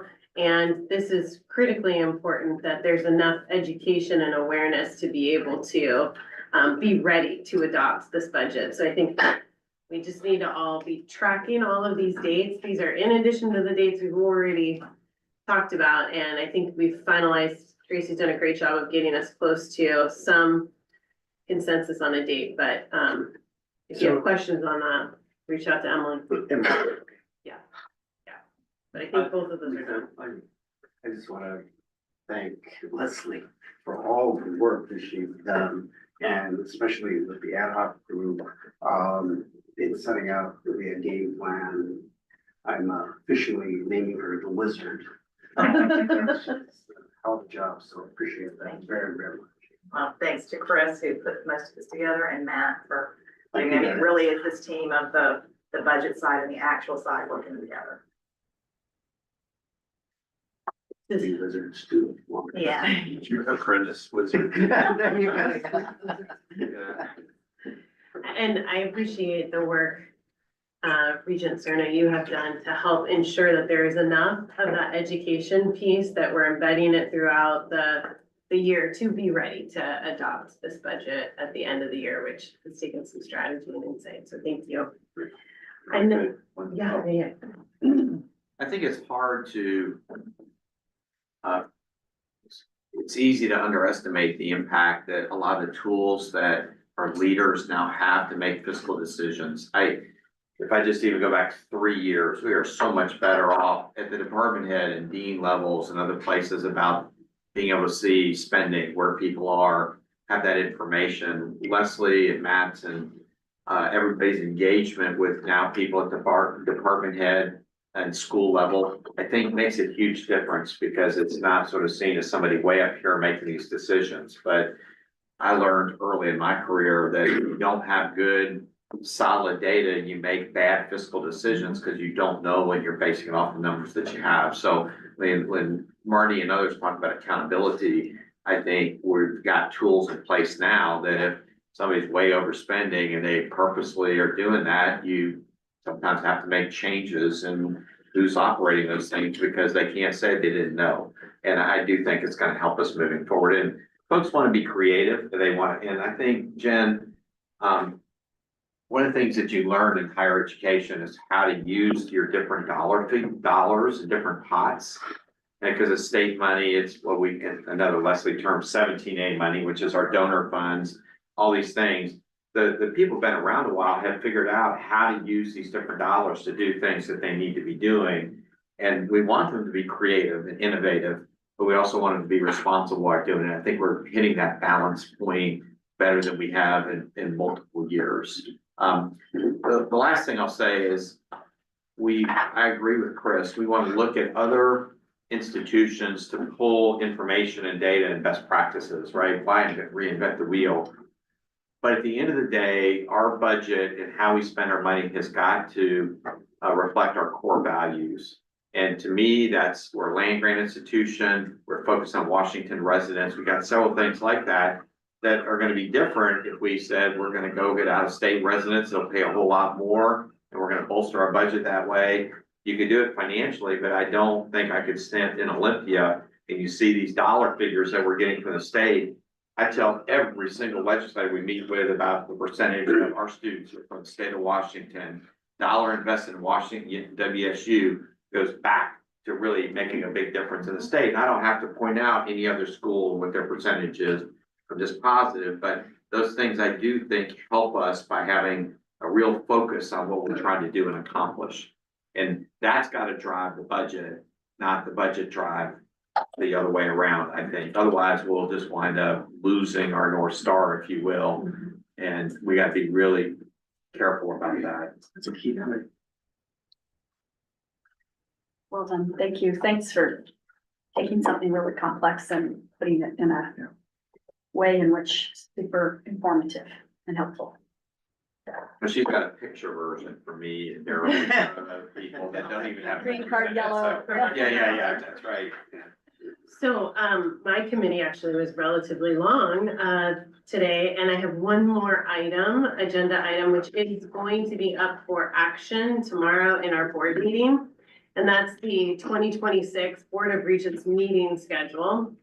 So I just want to call attention to one bit of detail, that I want folks to recognize. The retreat that is scheduled on this calendar, June 11th through 12th, again, 2026 or 2025 calendar is already completed and ready to go. This retreat is being set in Seattle, versus the January meeting in Seattle. Because of our medical school, I feel pretty strongly that we should be on the Spokane campus once a year. That means there's a campus that has to give, right? And so the campus that we won't go visit physically in 2026 is Tri-Cities, not because Tri-Cities is not important and because we don't want to be there, but because trying to integrate 2 Seattle trips because of ease of travel across the state, we're going to go ahead and move our retreat here in Seattle. Those of you that have participated in an advisory group, bringing everyone together across the system, that will be held in the Tri-Cities right near that time. So there's an opportunity for us to be in the Tri-Cities in 2026 and participate in that all advisory group meeting. We won't combine it with also doing the board retreat in the same location around the same time. So it'll be split a little bit. So that's the difference. And again, I think if you have any questions or any comments, we will be taking action tomorrow. Happy to answer any questions right now, or you can wait till tomorrow. Hearing none. It's 3:13, which again, 15 minutes behind. I'm gonna go ahead and give us a 15-minute meeting because we're gonna be back up in a focus on financials. And that meeting is probably a 2-hour meeting. So let's take 15 minutes and go ahead and get started at 3:30. Thank you, everyone.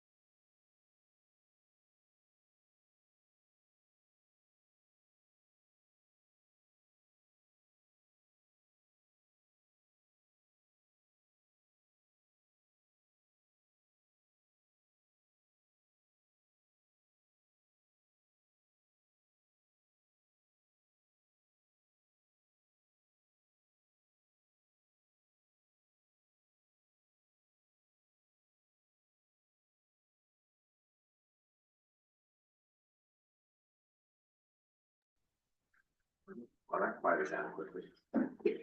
The gavel did not work as effectively as standing up with the mom voice. So we are getting started again with our Finance and Administration Committee. We do anticipate this committee will conclude at about 5:30 this evening, if not a little sooner. After the, we'll see. So I think I just read your portion of the script, so. I'm gonna pass the meeting over to Regent Ramos, who chairs this committee in addition to various other committees, but is leading our finance and administration work on behalf of the board. Okay, cool, thanks. Thank you, Chair Shower. Welcome everyone to the Board of Regents Finance and Administration Committee meeting. Can you hear me in the back okay? No? Yes? John Okay. can.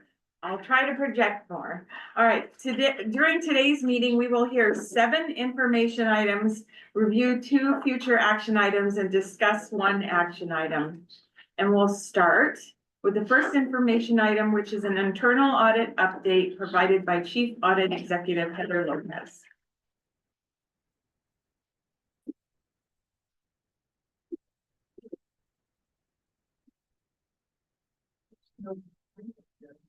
Just watch out. Talk loud.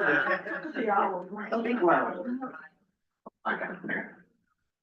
Oh, very good. Okay.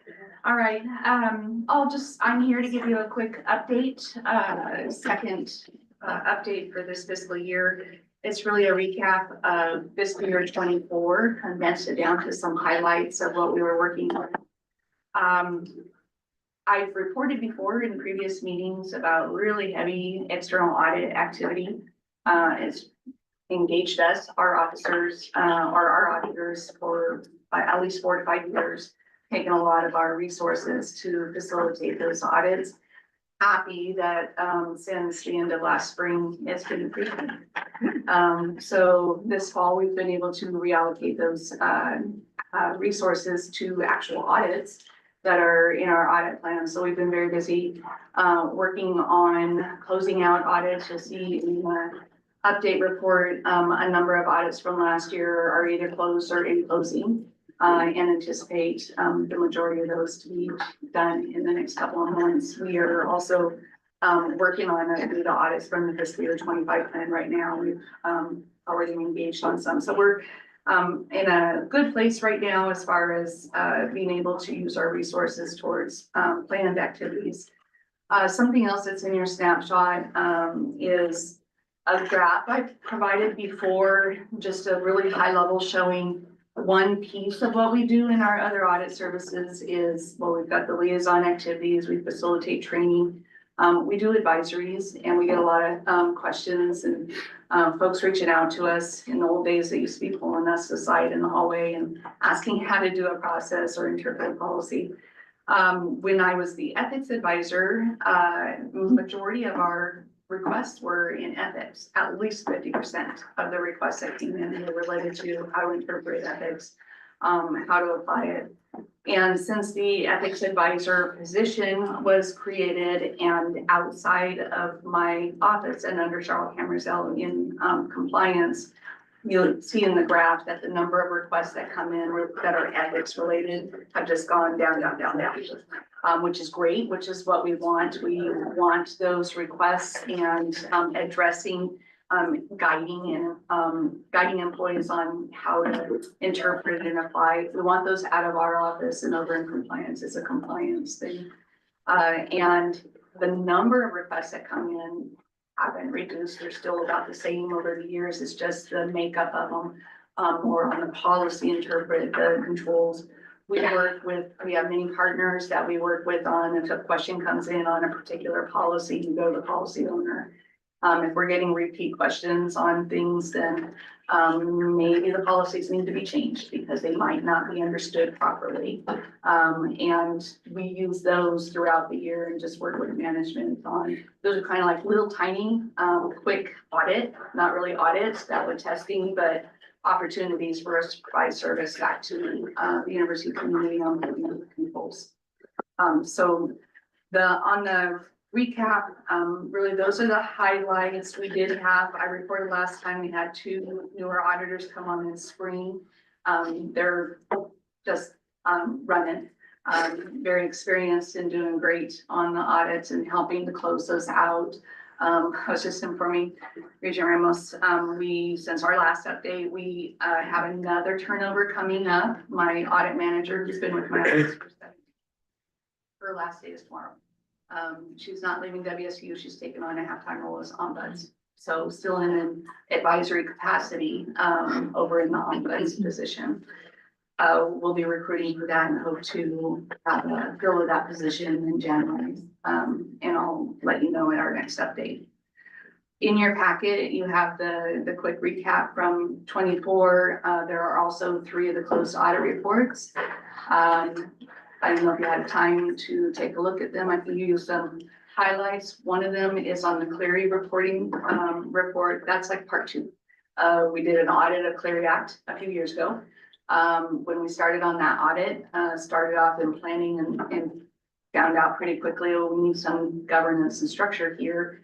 Had some recommendations in that area, and management has just pretty much resolved all of the issues that we brought forward in that first audit.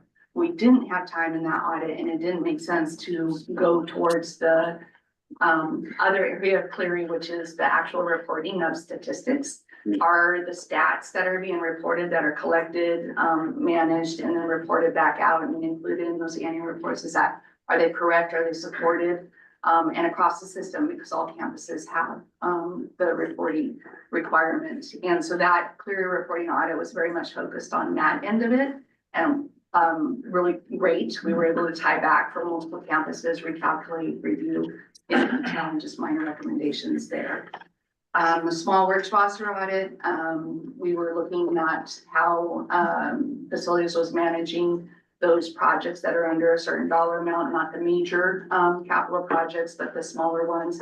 And the small works rosters where multiple can bid to be on a roster, and they like pulled off of those for the smaller projects.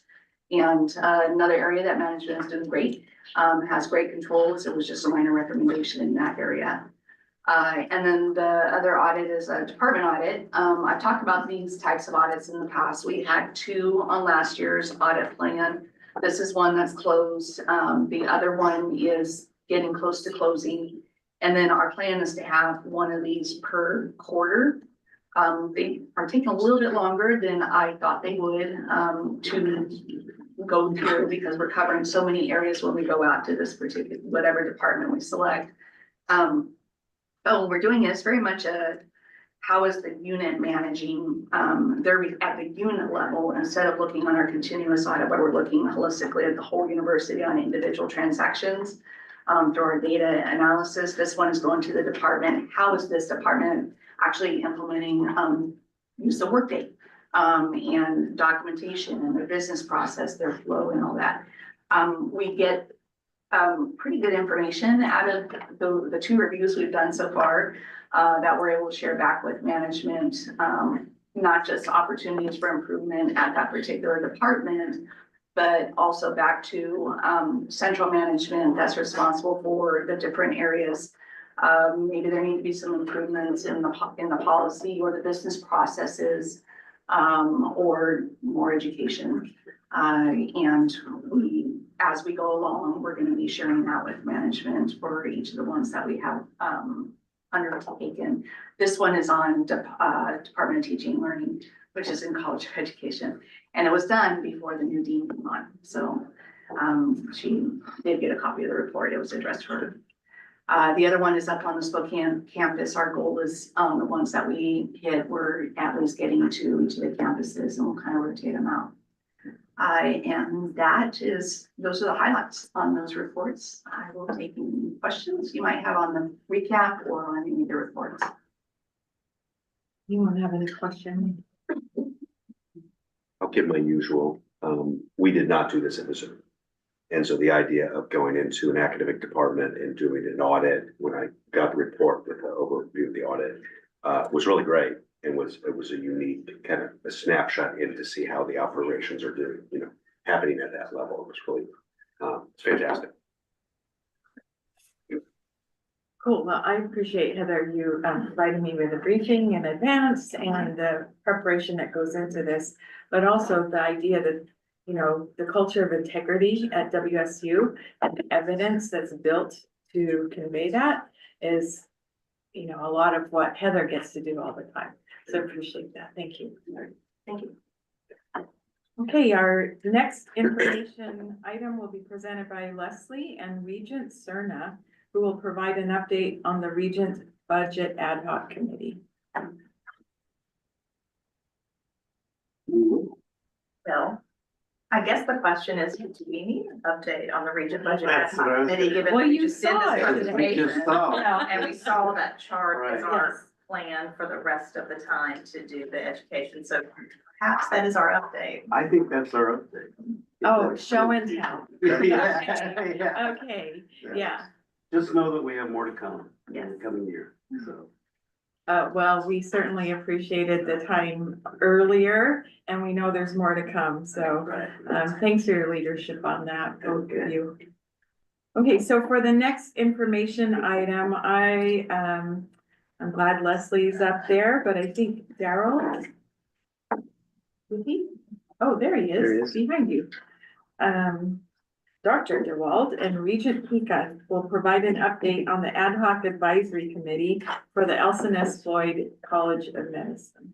I'll start and then defer to my colleague here and I've had a preliminary conversation with Regent Pika.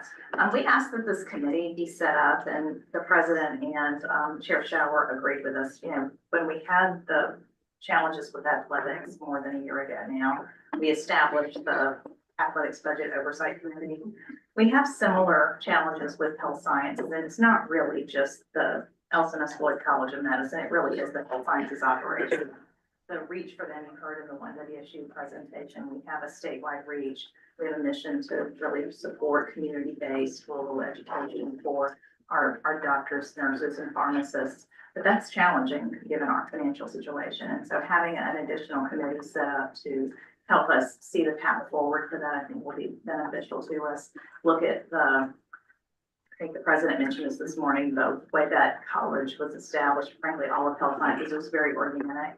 And the tendency in an organic plan is to solve the problem of the day and not really think holistically about what we're doing in terms of delivery of this education. So bringing together two of our regents, Regents Pika and Regent Dickinson, myself, Dr. World, Dean Record, Ken Roberts, who is interesting because he has was an interim dean of the college at one point.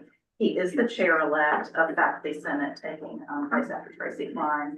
Dan DeKnight, who does finance for Daryl, Brett Oakley, the finance officer for the Elson S. Floyd College of Medicine, and of course, Matt Skinner, our deputy CFO, who really has been instrumental in helping us understand where the College of Medicine is and where range particularly is. So I think that this group will be able to really consider some challenges that we have and how to resolve those. Hand it over to my friend Bill. That is actually wonderful coverage of that. Maybe I'll hand it to Doug, and then we would entertain questions, because I think Leslie, you can read through the more specific information that we have there. Doug. Well, just, happy to serve in this role. It's smart to put together this advisory group. And, something we know is this, we have our challenges in front of us financially. I'll just say that. So I'm glad we're a collective body, and Marty, we have to serve with you in this new role. And we're in an accreditation cycle as well. Get out ahead of that. Exactly. So as a reminder to the Regents, we will have a site visit for College of Medicine. Their accrediting body is CMD for their MD program. And the data collection instrument has been finished. It was over 5,000 pages of information that was submitted to the LCD just this week. And a large part of that is devoted to the support for the college, which I believe that WSU has made a huge effort to support this growing college. A reminder that we've been to the state 4 times to request proviso funding, And if you also know, we're going back to the state as our number 3 priority in terms of the operational funding, an additional request for the College of Medicine of 1.8 million per year, 3.6 million overall, which is going to be something that Glenda and team and we will all have to work with. So I agree. I think this is the right time to have this committee come together. Is that request to the legislature part of our overall request? It is. It's third behind the first one versus the fund split. It's number 1 for the salaries, then the graduate students contract is 2, and this is the third one. Any other questions? I'm just making a comment that one of the things maybe we've done this, but to look at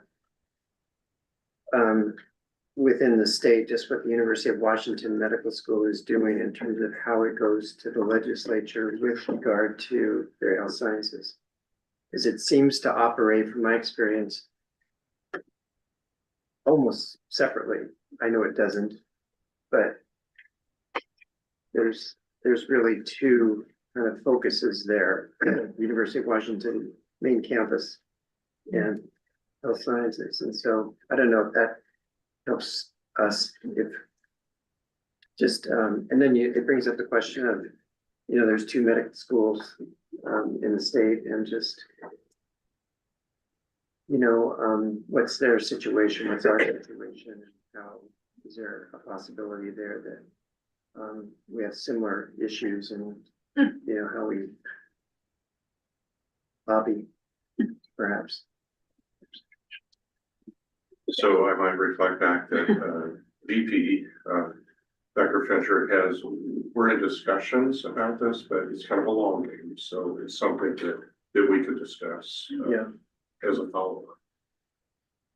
Yeah, I think being real clear-eyed on a comment that prior Regent Mike Worthy shared last evening. And being very understanding just where the relationship and some of those hangovers occur a little bit in the state around 2 medical schools, and just being really clear-eyed. And Glenda knows this better than anybody of how to navigate that, but it's tricky. And I think I go back to a question that I've asked Glenda a couple times, and she has good response to it, but just want our board to be really mindful. For the first time in decades, Eastern Washington does not have one of the 4 corners holding a leadership role in the state of Washington. And that's significant. And at one point, we had all 4 corners. We've never not at least had one. And that makes a difference when you are positioning our university from the east side of the state. You have to live in the east side of the state to truly know what it is like to live in the east side of the state and lobby for money. It's different if you were on the west side. Yeah.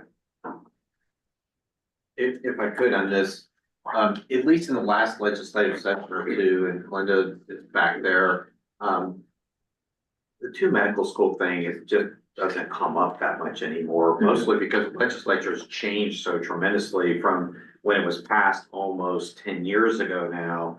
And so I don't find that we sit down and people want to rehash that very much. And I think the other thing that we do, like with undergraduates, talk about the percent of the state of Washington, we always mention have to be associated with the state of Washington to even be admitted to the medical school, that we put that out there, so that helps. And secondly, having cadres of medical students in Vancouver and in Everett gets us on the I-5 corridor, so that we also point that out. So I think we try and mitigate some of those arguments that somehow it's just Eastern Washington that we're doing that. But it does make sense to the University of Washington is their hospital situation and their fiscal challenges there so dominate their whole discussion that when I've talked to some of their leadership before, they worry about that they actually are hurting the fact that you almost have 2 competing things, that they're kind of hurting what they're doing at the undergraduate level, because the hospital UW health thing just kind of overwhelms almost everything else. So I feel good about this request and us taking it forward, and Marty's point's a good one, though. I mean, we almost always had that Spokane delegation at the end of the day, when the doors are shut and people have got to kind of roll up their sleeves. We knew we had some people we could really count on in positions of authority and power to make sure that happened. And we're gonna go into a session without that. I worry more about that than I do almost anything else. And just to add to, this is redundant with what Leslie said, but this team will be able to look at not just the basic functions of College of Medicine, but the range, faculty practice plan. I think that's very timely for us. The other thing to mention that when Leslie and Matt were doing their presentation, you'll note in April that it was the College of Medicine. Well, we actually circled back, and in the documentation you now have, it says it'll be the health sciences. There will be some degree of emphasis on the College of Medicine, but it'll be more about the health sciences when we come back to you in April.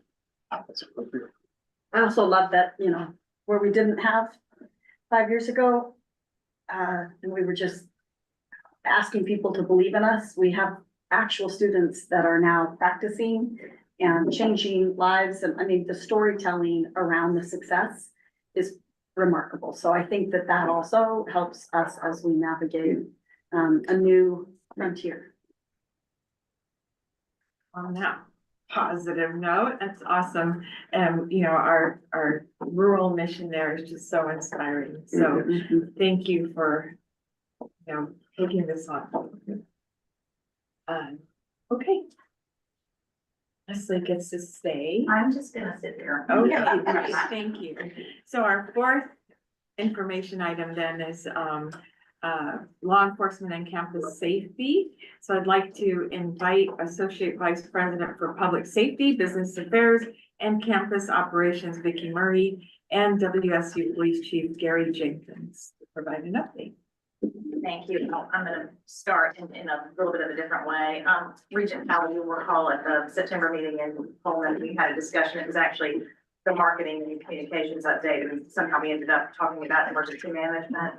This is somewhat similar, not that this is the same topic, but we have attached a document about the emergency management questions. I saw that. Okay, good. There was a presentation back in January of 2023. We know that you were not at that meeting. This is the same kind of presentation, just to give you an overview of how that works. As you look through that, if you still have questions about that, please let us know, because we can always bring that back at a later time. But this is intended to focus on law enforcement and safety, and I'll just give it to Vicki to kick us off. Yes. Good afternoon, and thank you for the opportunity to meet with you today to give you a brief overview of campus safety and law enforcement. So what we're going to do is share broad information about campus safety from a system standpoint, and then we're going to talk more in depth about our police department on the Pullman campus. And we've got just a few slides to share, and we've built in time for questions at the end, but of course you're welcome to ask us questions throughout your time. And with that, I will turn it over to Chief Jenkins to kick us off. So on the first slide, I presented some staffing numbers for all of the WSU campuses that have a public safety presence. I'll point out that only the Pullman and Vancouver campuses have commissioned law enforcement officers on their campus. The other campuses have security officers that work for WSU. Also, only the Pullman and Spokane campuses have 24/7 public safety coverage. The other campuses, and they have coverage mostly during academic hours. And besides the population differences, the differences in the staffing, Pullman has on-campus housing. So that makes a difference as far as staffing. WSU has an agreement with Everett Community College for their security officers to provide assistance to the one security officer that WSU has there. And then Olympic College security officers provides assistance to WSU for our campus on Burlington. Moving on to the Public Safety Council. So EP 47 was published December 2023. It's the coordination of police and public safety services. The idea of that executive policy is really to facilitate consistency in public safety across the WSU system. I also believe it supports and is consistent with one WSU. The executive policy addresses policy standards and best practices, information resource sharing, inter-campus coordination of mutual aid, and WSU system security concerns. And so the members of that council are the the public safety heads from each campus. We meet a minimum of once a month to discuss all of those issues, and we're working towards more consistent public safety presence, look, and practices on each WSU campus. The next item on that slide is the threat assessment team. That's from Executive Policy 42, which was published in March of 2022. This policy is to address perceived threats to anyone on the WSU community or WSU property. We actually have a large multidisciplinary team that is a member of the threat assessment team. We have 26 members across a broad range of disciplines across the WSU system with representatives from each campus. One of the reasons it's so large is because many times we may have to meet on very short notice, and sometimes we cannot get all our members. This ensures that we have a critical mass of people that can help assess the risk. We're a recommending body to chancellors of the impacted campus, and we make recommendations for interventions to mitigate the risk. Threats can include students, faculty, staff, and non-WSU.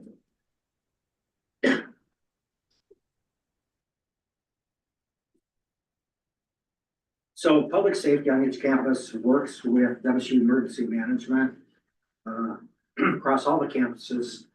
Excuse me. We coordinate preparation, planning, event support, and even after action assessments. The Everbridge notification system is an emergency system where students, faculty, staff can sign up to receive emergency messaging for any type of an emergency or threat that's on the campus. And they can select how they want to receive those messages, whether, pardon me, phone call, text, voicemail, email, or any combination of those, or all of those. Clery compliance, you heard from Heather about Clery. Gary, can I ask a question? Yep. On the Everbridge, I think we had, we had something that was set out recently, and there was some percentage of students that didn't get it because there was some particular issue or they got it later. I had somebody reach out to me, and I think it was just a technical snafu that was fixed, but So the most recent messaging, I think that you're talking about, was sent by email. And that is through a listserv through the chancellor's office, and they are working to address, I believe, some freshman population that are not receiving that. And so they're working on addressing that listserv. Thank you. So Clery compliance, the audit that Heather mentioned in 2022, there were 19 recommendations. As a result of that, President Schultz appointed me as the system-wide Clery coordinator. We also created a system-wide Clery committee. I'm starting to lose my voice. And then we subsequently created a Clery manager position. And we also created individual campus Clery committees. We have completed all of the 19 recommendations, and I'll be submitting a report to Heather and her team about the completion of those audit recommendations.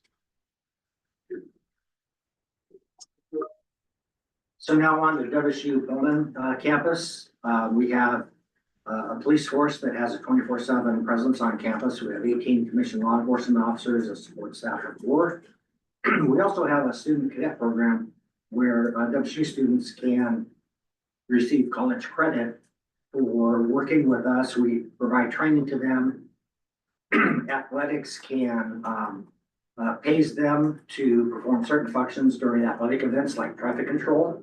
And in the meantime, they receive experience working with law enforcement officers, and many of them go on to be law enforcement officers across the state of Washington. And I'll turn it over to Vicki to talk about our budget. Yeah, so I'm gonna talk about the budget in Pullman just a little bit. You've heard from Leslie and others this morning about the big budget at WSU, and hopefully this will kind of bring it home to what it looks like for the little budget at WSU at a departmental level. So on the Pullman campus, our annual budget is about 3.7 million. 90% of that is spent on staff salaries and benefits. I think you heard earlier that campus-wide, that's, or university-wide, that's about 82%, but we're at 90. We also generate about 150,000 a year for charging out for special events that our team staff. So think about football games and basketball games, big large spectator events on campus that our staff bring in, or we bring in extra staff for that. But like nearly all areas of the university, we've experienced significant reductions over the past several years. And that said, we've been very deliberate in preserving as many officer positions as possible. And again, as you heard earlier today, preserving funds for these positions comes at the expense of other programs in which we rely. So overall, we're down about 3 positions of the 18 that Gary had talked about earlier. We're down about 3 positions, and just one of those positions was absolutely due to budget reductions. The other position we mentioned was converted to a clearing manager position to help us address some of the things that the recent audit outlined for us. And by converting that position to a full-time clearing manager, we've really been able to plug some of those gaps and weaknesses that we have with clearing compliance. So that worked out quite well. And then the third position that we're down is really intentional. It's one that we're intentionally holding vacant because by not filling it, it frees up funding for us to use for other operating expenses that we have that have just gone up over time, and we don't receive a budget allocation just to address inflation. So for instance, when you think about gasoline for the patrol vehicles that we run over the past few years, that's up by 30 to 40%. And so the only way we can fund some of these inflationary costs is to just hold that vacancy. So the bad thing about holding that vacancy is that it also increases overtime costs, and overtime costs are very expensive, not just in the terms of dollars and cents, but it takes quite a toll on our officers when we're working significant overtime. So that creates other issues down the line that we can talk about it. But, you know, it's a challenge to balance all that, to be sure, and it really puts our focus on the essential services that we provide and ensuring that our limited resources are used strategically to create a safer and more connected community. Chief Jenkins is going to share more on that, and then we'll also share some of our recent success in obtaining, or I shouldn't say ours, your recent success in obtaining grant funding for the department. And this greatly helps us fund initiatives that we would otherwise not be able to do. Thanks, Vicki. And while you're on that slide, I do want you to know what our mission statement is, which is on the front page of the police department website. And this isn't something I created. I'm very proud of our management team within the police department created this mission statement, and which is to ensure the safety and security of the campus community while positively influencing student development through proactive policing, community engagement, and professional excellence. So I think it's a really unique mission statement for a law enforcement agency. I'm really proud of my management team for coming up with that. So back a little bit on emergency preparedness. We help prepare, plan, provide event support and after action assessments. So we provide active shooter preparedness with tabletop exercises and also with training, not only to our law enforcement officers, but also to faculty and staff on the Pullman campus through requests. There's also safety training that's available through our Cyprio online training system. And each officer on the WSU Pullman Police Department averages over 150 training hours per year. And this includes active shooter response training in coordination with regional law enforcement and fire paramedics. We've really put an emphasis on student outreach as part of our transparency initiative. You can see on the slide there's some examples of some of the things that we've done with our student engagement. And so we feel this really helps us connect with our community and provide better services. We have over 50 blue light phones across campus. Those phones ring directly to our regional dispatch system. The dispatcher will know exactly where that call is coming from and can provide immediate emergency response to the person that's calling on the phone. And how active are the blue light phones? So I have to tell you that the blue light phones are not utilized very often. Mostly they're accidental or someone out having some fun to see if they actually work, and they find out that they do when an officer shows up. They're on the other end of the phone call. But it does provide, I think, additional layer of safety for students, faculty, and staff on campus, just to know that they're there and they're good for them. Very effective. I think it's the same infrastructure that we have for those phones that will help us with some of our new camera installations as well. They could, yeah, so we, yeah, and I'll We're gonna get come to back that to in just a second. So recently, let's see where I'm at here. So through a supplemental budget allocation here, we were able to acquire what's called the Open Gate weapons detection system. And I purposely call it weapons detection because it's not a traditional metal detector. If you've ever been through to an event with a metal detector, you have to empty your pockets, walk through, and if you don't alarm, you get your stuff back. And if you do alarm, you have to keep going through it or get wanded and then get your stuff back. So this uses not only metal detection, but also weapon signature technology, so that you do not have to empty your pockets. It recognizes cell phones, it recognizes keys, everyday objects that it will not alert to. The throughput on a traditional metal detector is about 500 per hour, and the Open Gate is about 2,500 per hour. So much better fan experience. They're very portable. We've already deployed them at 2 home football games, basketball games, and some events at the Cub. So they're easy to move around and use at different locations. We can also transport them to other campuses, so they're available to them. We just had a meeting to talk about using them at commencement as well.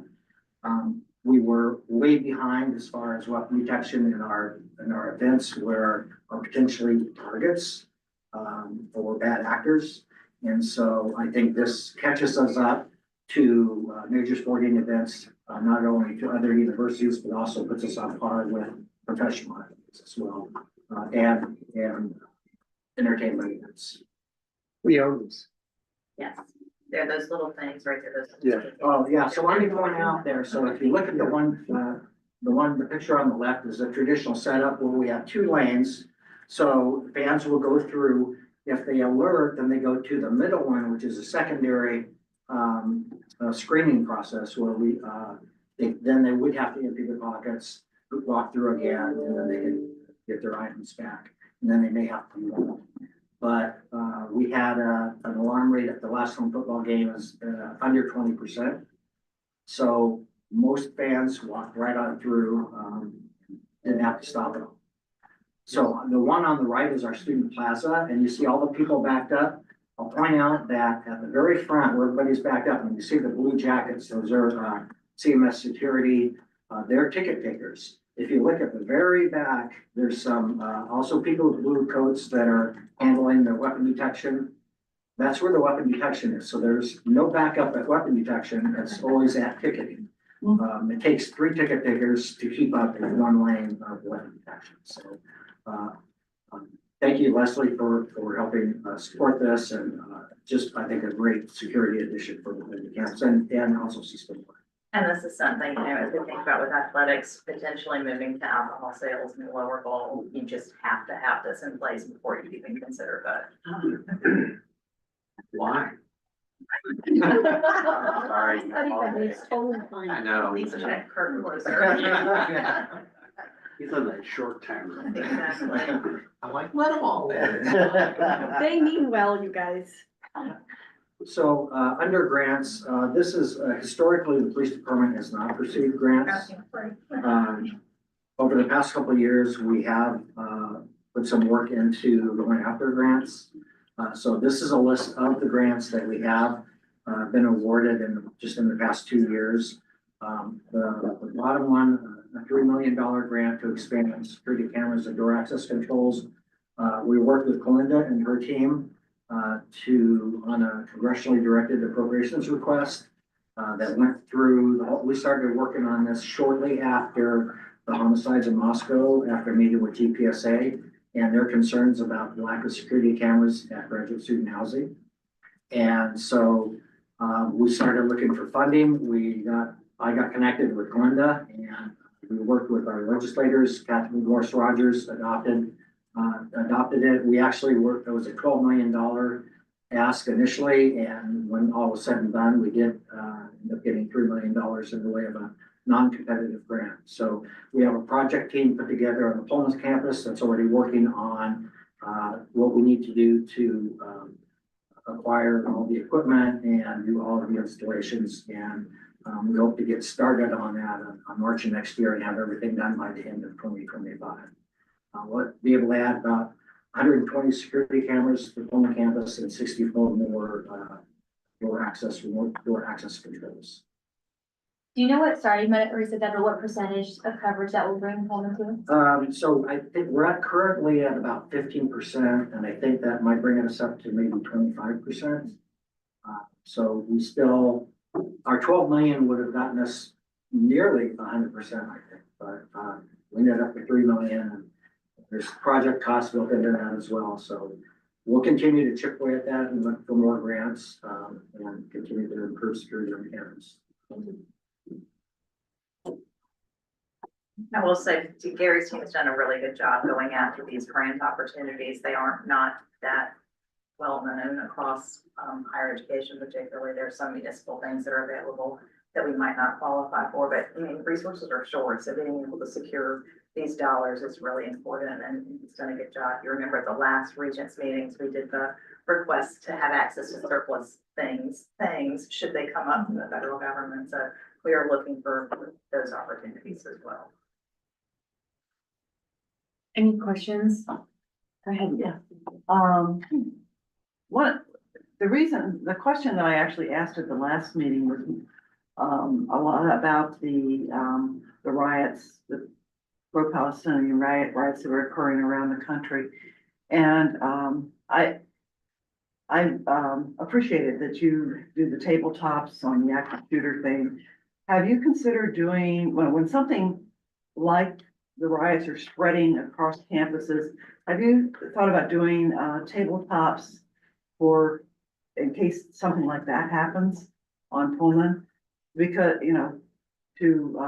as a preparedness thing? Yeah, so we've done a few things with that. First of all, we have put together a police department response plan, which really prioritizes working with protesters to resolve the issue as peacefully as possible. And we've worked with the chancellor's office to get that approved.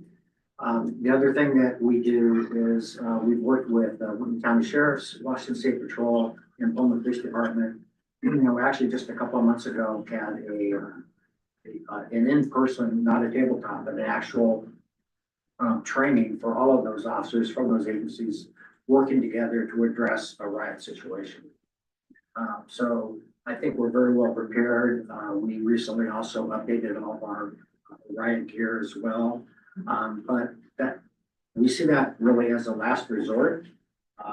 We work proactively to connect with student groups and groups that we hear may want to come onto campus and express their views in whatever way that they desire to do that, and in a cooperative way, so that they know that we're here to protect their First Amendment rights and that we're here to help keep them safe as well.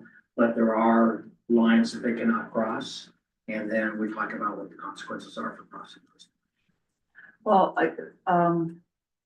and one of the things that, at least to my understanding, that happened were the professional organizers that came in to do that. And,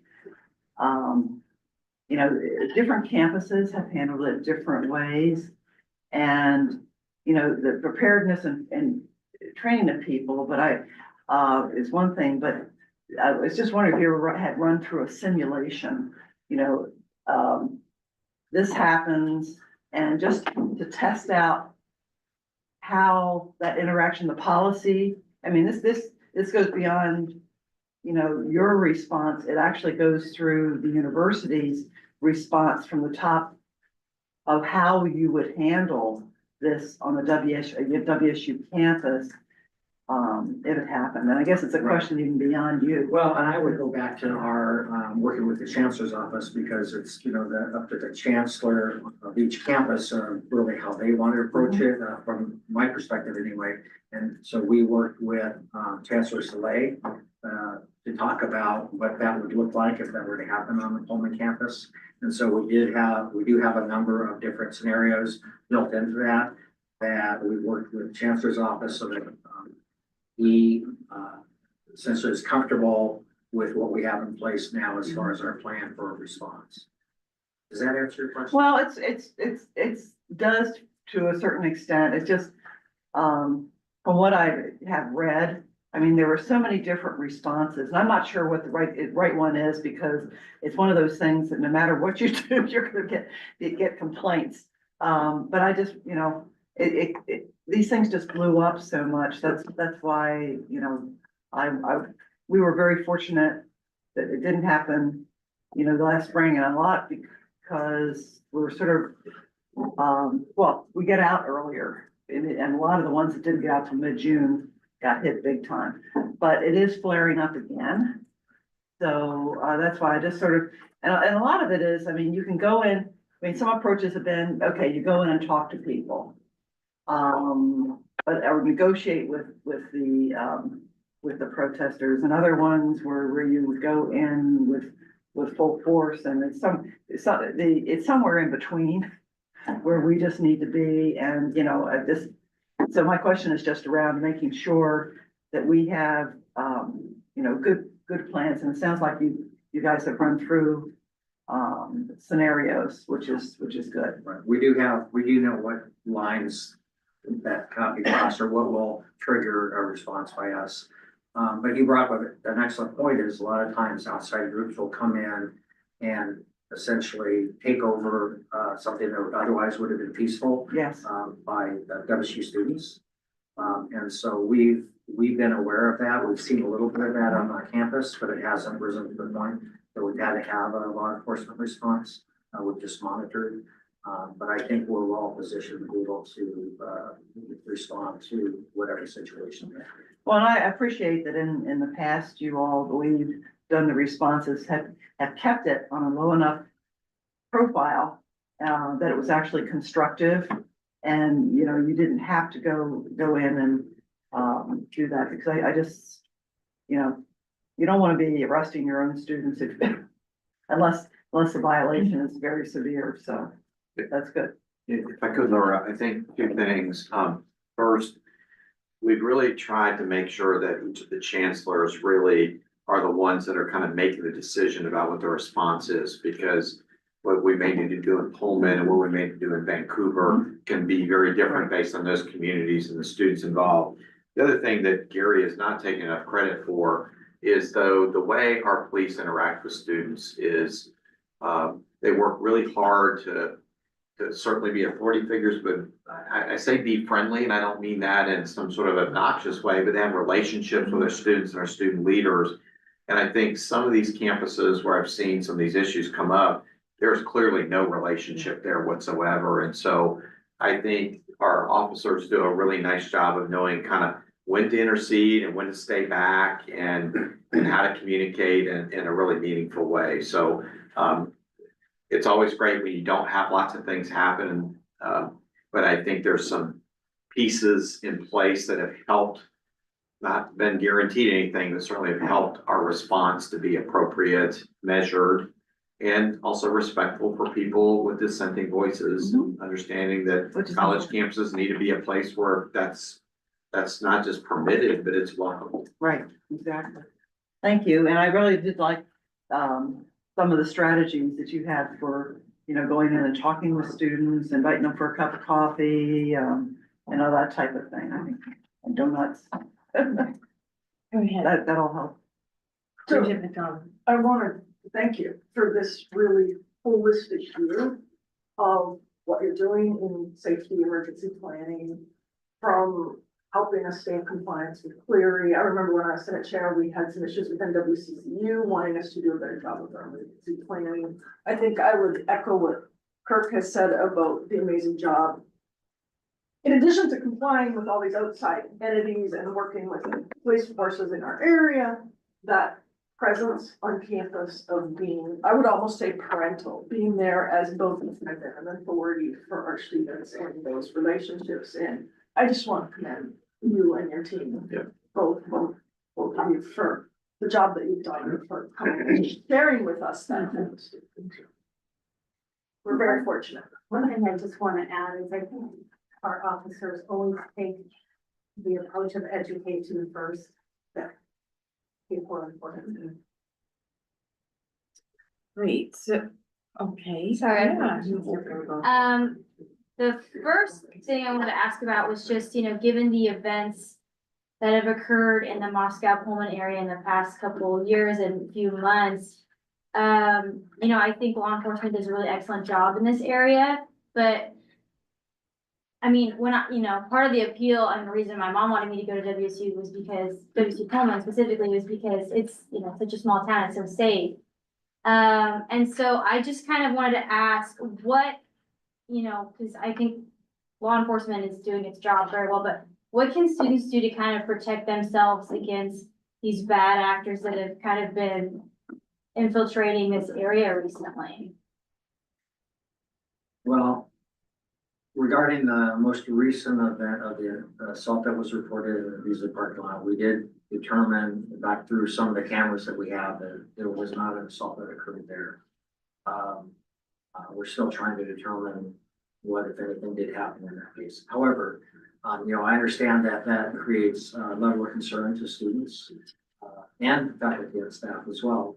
And so, I think really just overall, our message is, coops helping coops and watching out for one another. And if you don't feel comfortable walking across campus at nighttime, get another coop to go with you, or get on the phone with another coop and talk with them while you're going to your destination. We obviously can't be everywhere at once. We do have a part of the things that our cadets do is a walking escort service, Thursday through Sunday nights. It used to be more frequently, but we're a little bit low on cadets right now. But as that number builds, we'll be able to provide that on a more frequent basis. So we do have that service available as well. But also, if you see something, say something, call. We ask people to call 911, and people always ask me, what things should I call 911 for? And I say, if you're not sure, call 911. We would rather have people call and have it be nothing than not call and then have it turn into something. So I would say those three things are just. And then another thing, sorry, do you want to say something? No, just saying. Okay, and then another thing really quickly, I know that the main focus was on the Pullman campus, but I recently visited WSU Vancouver campus and some of their blue light towers were out of service.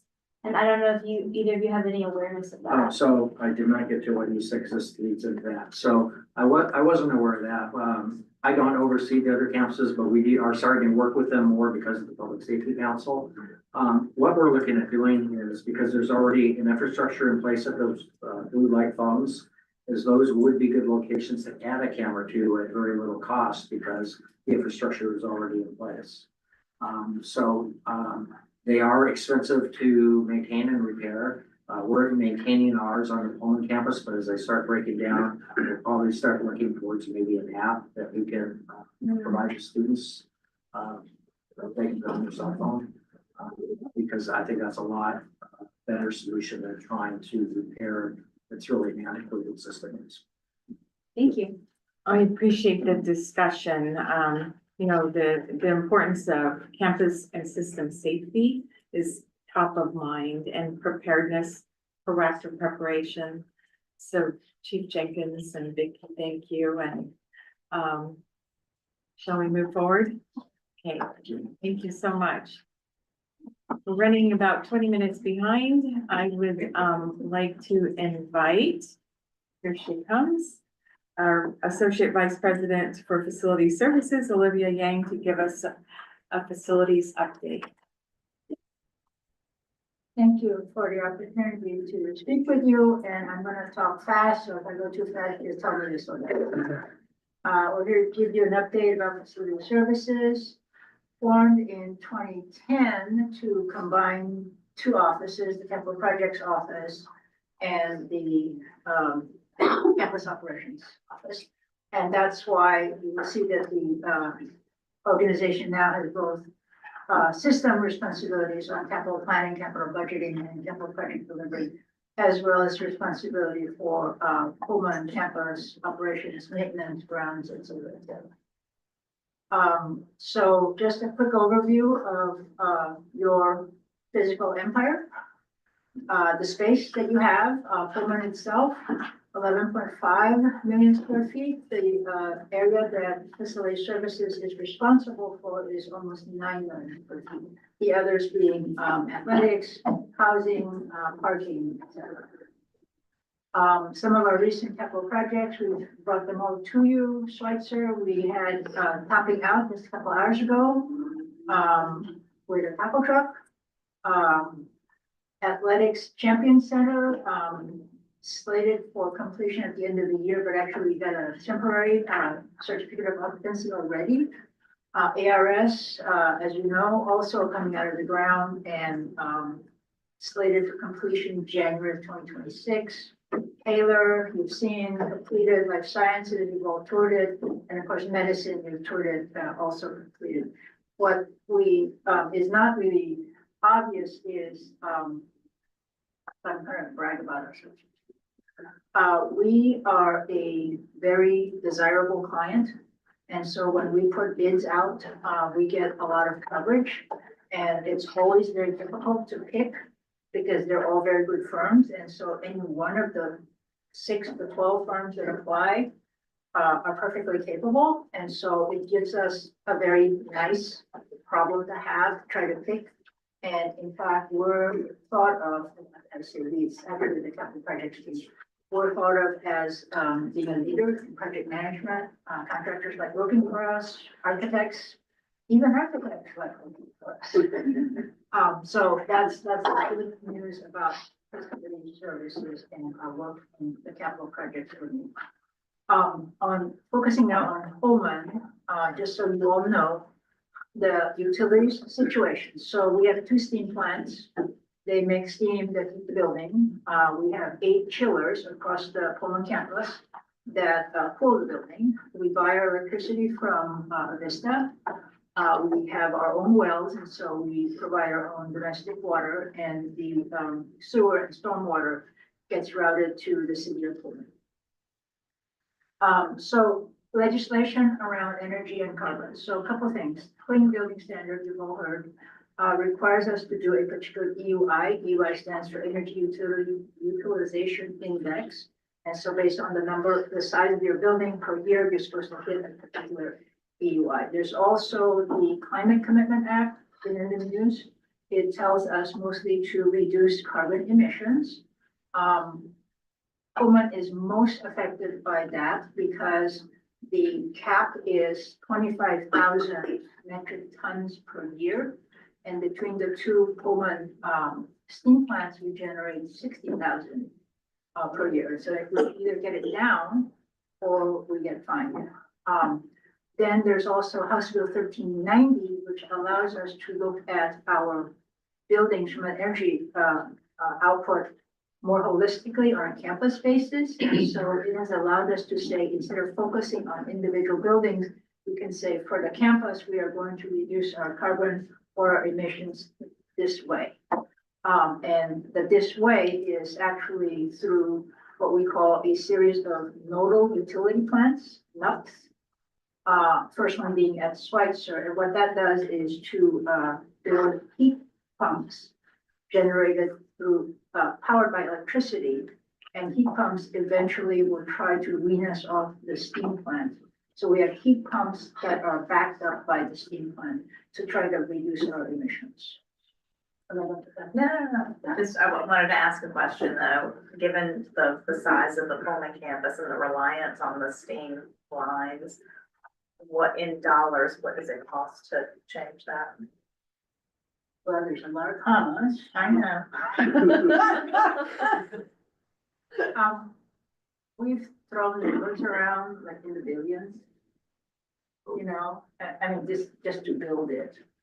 And until the utility costs for electricity catches up in comparison to natural gas, it also will bring our energy costs up because electricity costs more than gas as a normal course of events.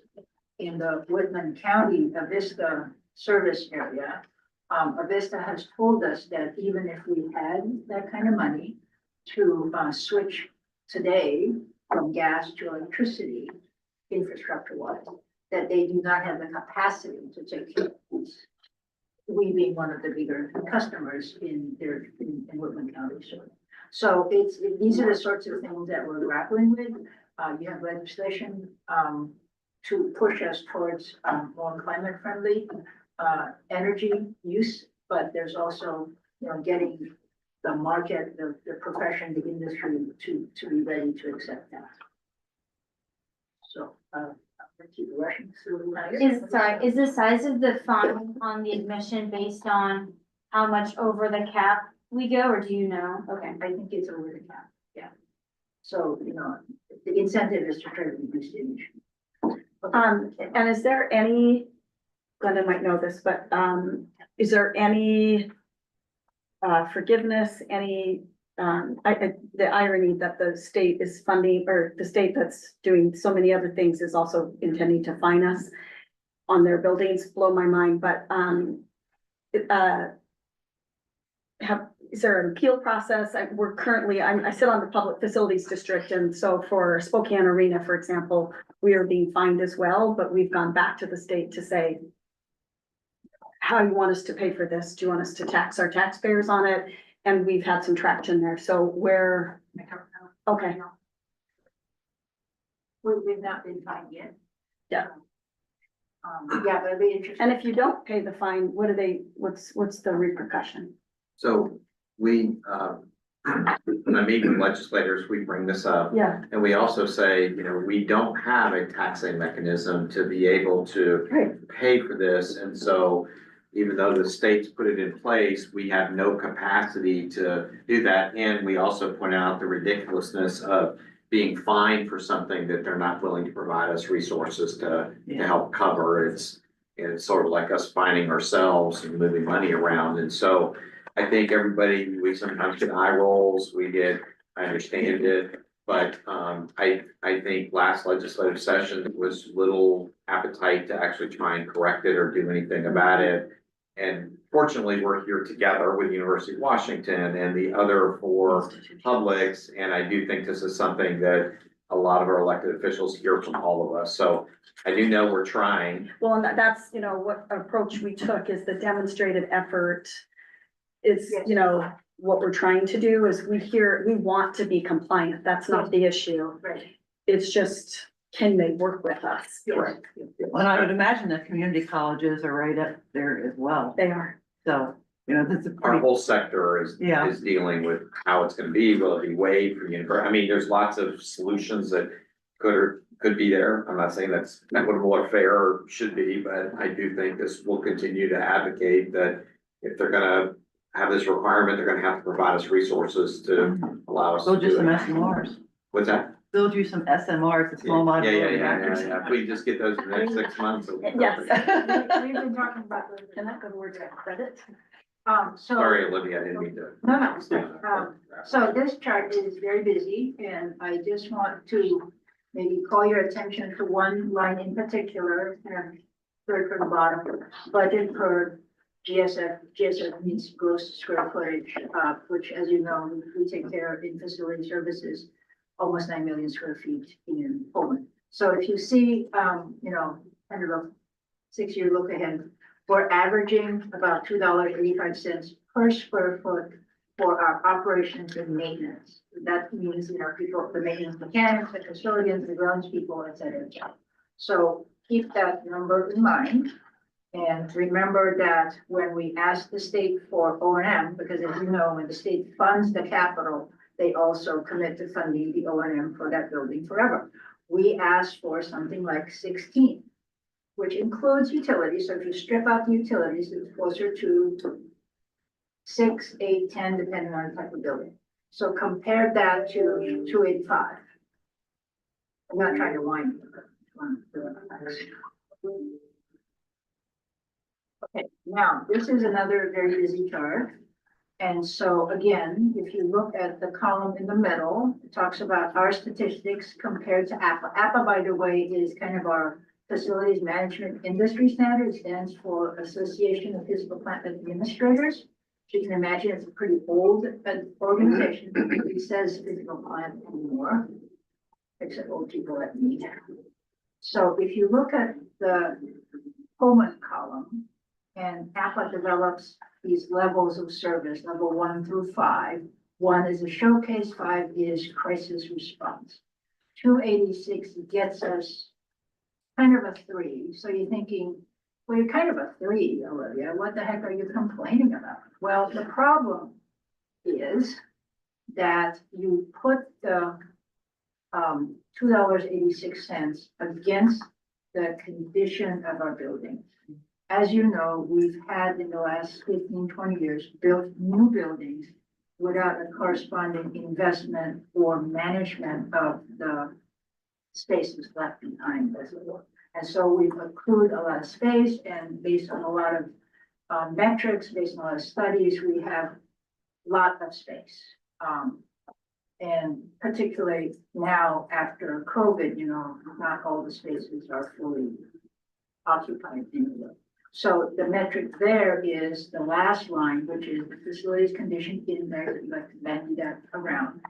FCI is 0.62. So you compare that against levels 1 through 5, or at 5.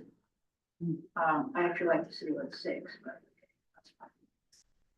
So FCI stands for the cost to repair divided by the cost to build new. So anytime you're over 0.6, we kind of go, well, golly, maybe we should just, you know, start over and build new. So those are the metrics, the 286 a foot and the FCI is about 0.62. This is actually a pictorial drawing of the FCI condition. And again, this looks almost like some, you know, virus, science fiction virus. I just want to say this is a picture of the deferred maintenance situation. And so black is FCI of greater than 0.6 currently. If left unattended, then this is what it looks like in 2034. Obviously, things get worse. I like to say buildings don't get better just because you ignore it. Now, so then the question becomes, well, this is a very sad story. What are you doing about it? So what we're doing about it is one thing, this is a snapshot of a very big spreadsheet that we have. On the left-hand column are all the buildings that we have in the Pullman campus. Across the top, you'll see the different traits or characteristics of those buildings. So you'll see there's things like what is the level of service for that particular building. They're not all equal. Some buildings need more attention than others. Either because of their function, you know, if you have an animal research lab, you focus on that so that you don't lose the research. Then you look at teaching facilities, residence halls, and then finally you look at offices. But I would also call your attention to the column kind of in the middle that talks about campus significance. The higher the number, the better. Campus significance is to try to stay away from the word historic. We use the word campus significance, and that number came from us asking the Campus Historic Preservation Committee to assess buildings based on, you know, what they think the significance of that building is. And so that is a very interesting metric because you can say, for example, some of our older buildings probably have an FCI that's very high. But based on its campus significance, it doesn't mean that we would go and bulldoze it down. So it's Bryan Hall. Who's going to bulldoze Bryan Hall? We're going to do that. Merle, we're going to bulldoze down. We're going to do that. Hall, Neil Hall, on the other hand, Neil Hall, on the other hand, is very low significance. Just don't leave us on the street. Not to say, not to talk about the significance of the program that's in, but the building itself. So this is the sort of thing that we do to analyze our buildings. And it's part of a whole group of activities, some of which I've summarized here. So we identify the buildings which should be demolished, which should be considered for investment. We looked also working with Dr. Wilcott, the research heat map, which generates applications, research grants, et cetera. And we're working with the GUC committees in the Provost Office about teaching spaces. You may hear us talk about GUCs, general use classrooms, there are 120 of them. Are they all fully utilized from, I'll make up the number, 7 a.m. to 7 p.m. or are they being used from 10 a.m. to 2 p.m.? And so, and where are they? Are they too far away, et cetera, et cetera. And finally, we want to look at, you know, exactly how our spaces are used. Because again, it costs the same to heat, cool, and clean it, so you may as well use it. Otherwise, you're just burning money. So this last drawing, I think it's kind of cryptic, but I wanted to kind of try to end in a cryptic happy note. No, really, I'm trying. So first of all, this acknowledges that Terrell Mall is where a lot of the student activity occurs. You got the Carson, you got some other classrooms, the library, the club. When we built the Spark, which was kind of down Library Mall, it changed the center of gravity, if you will, of Terrell. And when you look at the fact that you've got Van Doren, Avery, Kimbrell, this forms what I call the teaching T. And so what it does is it recognizes that there are buildings here that that's where the students are. And so as we look at the spreadsheet, which building should be preserved, which building should be demolished, et cetera, we say the siting also matters, so that we try to keep the travel time between classes to a minimum, so that you kind of go to where the students are instead of asking them to shop all over the place. That's what that gray T is trying to do. Now, the crimson swath acknowledges that there's Terrell. But what, and so this is not so much an acknowledgement of what's there, but maybe a question of what is possible. Is what if Terrell could be extended to connect to the visitor center and therefore to downtown? Understanding that we don't have a clear line of path, so we're not exactly talking about the mall in front of the Washington Monument, but it's a series of different outside rooms that would then connect the mall past Bryan, Merle, maybe through the Veterans Memorial, down to Thompson Flats, and then going all the way past the steam plant to the visitor center. And it could be a path for students to go, you know, every day. It could also be the way you have parents and students come for orientation. You start the visitor center, and you kind of walk up. So that's more an aspirational idea. But those are the two ideas that I'd like to end with, because for us in facilities on a day-to-day basis, things can be very discouraging. You know, things are breaking all the time. This time of year with the shoulder season, we get a lot of hot and cold calls.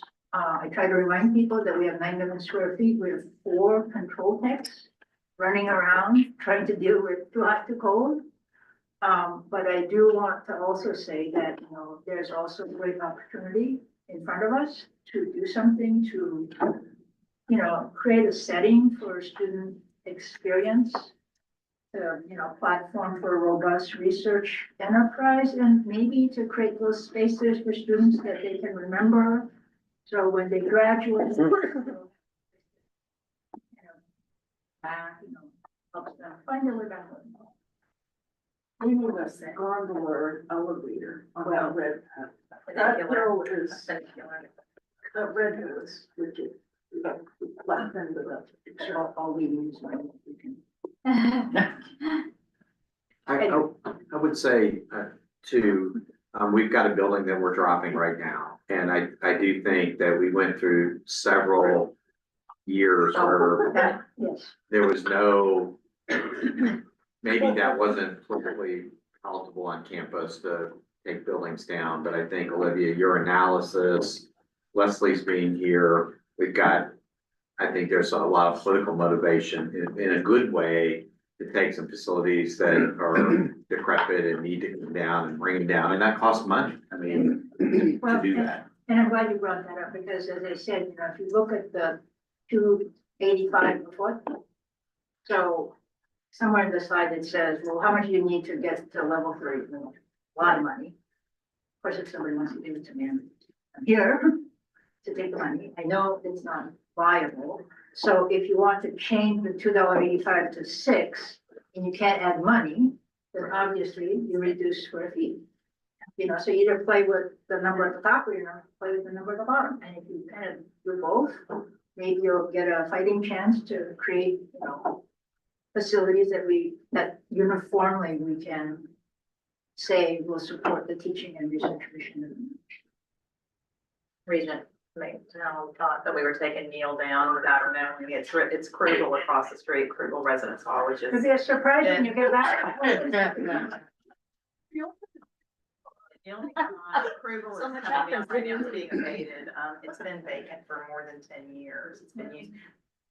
Chief Jenkins uses it for training, which, okay, but we're gonna get that out of there. It'll open up at least that space in the south side of campus as Ramondo Nash does the, master planning on housing and dining and what we can put there and at least get that decrepit building out of the way. You're talking on Stadium Way, the one that's fenced off. You know which building it is. It's I actually promise. at the tail end of the T over there. Yeah. Yeah. Is there a- I appreciate the mindset, so thank you, of just perhaps reducing the square footage and being efficient with what we have. I think that message goes a long ways with public sentiment around whether it's K through 12 or higher ed building and space usage as a whole. I think it's actually the only hope we have to manage it. How many decrepit buildings do we actually have that really are pretty much unusable or haven't been used for a long time? Well, it depends on your definition of decrepit. We have varying levels. We have do not resuscitate, with dead cars. There's actually a sheet that Yeah. says that. Yeah. There's not, Do not resuscitate. Dory likes that one, not resuscitate. So I would say, you know, certainly half, you know. If you look at the earlier picture, the black, it tells you that so many of our buildings need reinvestment. We're not here to say, we've got to reinvest in all these buildings. I think you say, okay, these are buildings that need reinvestment, but which ones should stay, which ones are worth the investment? And so that's why it's difficult to say, because some buildings have good bones, but maybe they're in the wrong place, you know, they use up the site inefficiently. Some buildings have very high FCI, but they're historically significant, they're important to the campus, and so you're not gonna demolish it. And so those are the sorts of things, it's a very complicated little thing. But I also would say that the purpose of facilities is to support the teaching and research mission. And so once those priorities are identified, we're in a better position to say, well, how about here and here and here to do X, Y, and Z. So if we do demolish a building that had O and M money, do we get to still keep that stream of O and M, or do they? Well, we actually had a visit with OFM a couple of years ago, and we talked about, you know, his for engineering, they have between engineering, arts and science, you know, they have a big portion of the building. And we were showing the OFM analyst, and he said, we'd like to demolish this building, which was built in the 1940s, and we said, well, then I need the O&M back. I go, fine, you can have the 45 cents a foot back, sure, no problem. Oh, is that all they? Did they take it? No, he can ask that. I didn't realize that's going on. But to your question, you know, and I never mind, is doing a master plan right now of, our housing and dining space. There's 3 facilities, you know, are gonna resist this one that are historic, and I use my air quotes historic, because only one of them is actually historic. I'm trying to That find that are point. mothballed right now, and you will know them. Stevens Hall, which was the first women's residence hall right for the Mississippi, Wilmer Davis, right across the street from the Chinook. and, Waller. Waller, right across the street from, the park. Those are not being used. And they can't be used tomorrow. I mean, they're in a state where they can't be, but we need to rethink. I mean, would we really bring down a structure like that that has that historic look and feel? Can we rethink what we put in there? Does it have to be a residence hall? Could it be, we shut a meal somewhere? So, So the Waller is a perfect example. So Waller's been vacant for almost 10 years. It's right across the street from the Spark. So you say, given where it is, should we maybe think about it as a space that is in support of Spark? It's either hotel faculty offices, it's student study space. Because I know that even the Chanel student workspace are very highly valued. They're booked all the time. So there are things that we could do. We don't even have to preserve the whole thing. It's a C-shaped building, as you know.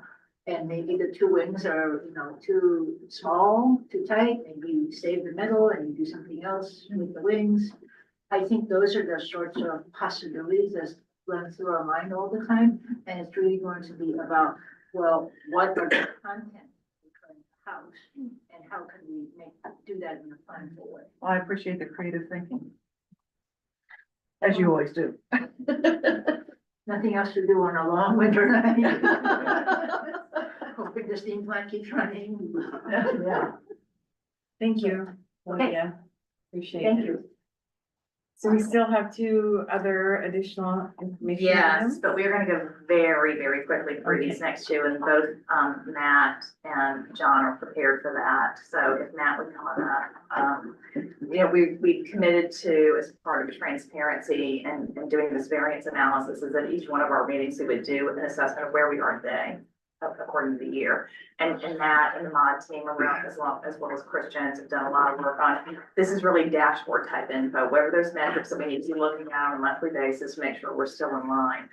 This report, even though it's November 14th today, is only through the month of September, because the month of October just ended 2 days ago for us, because the accounting cycle runs longer. So this is not as timely as it might be. It's at least through the first quarter. The academic year has started, but this is not that different from what you saw in September. So Matt's going to go to the one thing that we want to point out in this report, and then we'll call that quits, and then we'll bring John up.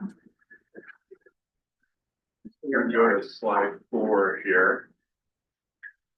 So this is a slide we looked at last time, just tracking our tuition revenue. So a few things we've looked at here. Our budget target, and Chris, please jump in if you'd like. Our budget target for tuition revenue this year was planned to be down about 1%. So that's the 246 million down to 244 million. The other thing that we're tracking closely on this is the silver color. That's the collected tuition revenue. You'll notice through the end of September, we were running a little bit further behind there. We're down almost 3 million versus last year, which is 2.5%. So that's a concern for us, because that's 2.5 times lower collections year to date than what we were planning in our budget plan. So we've been monitoring that closely. We did just get update late last night, looking through October 31st. We're seeing that gap start to close. We think that we're now underneath that 1% as far as total collections year to date. So that chart was a little bit alarming. When we monitor it closely, we're feeling a little better about how that's trending now. We think we're, at least based on collections, we should fall back within our projected space. I had that Chris's team, along with those five, does a lot of analysis with the 10th day enrollment. They have really good projection models to look at that enrollment, and it can extend it through the rest of the academic year to help us know how we're trending. So we have multiple tools to help us monitor how that tuition revenue is coming in. So that's really the highlight. Yeah, so bottom line, I mean, we do think we're back in budget, but the good point to make here is that was an indicator that something is not right, and go and look farther to see where can you find, what is that thing, and hopefully with these other things, not just tuition revenue, but everything else we do, and we've got to get ourselves into the expense side doing the same thing, so that when we see something, we can do something to affect it if we need to through the rest of the fiscal year. Right, that was really all we're gonna do. I just encourage everyone to look at the charts, because there's a great amount of information, run rate, that we haven't seen before. So thank you again. Absolutely. And we're happy to talk with you if you have any questions about any of these. Okay, our last information item, And athletic. they are ready. We're ready. It is the party.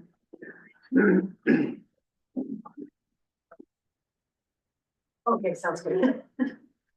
I just wanted to make a quick comment and then I'll turn it over to John for the meat of our quick information item, but just extreme shout out and appreciation and thanks to our student athletes, our coaches and our staff who've just done amazing things this fall.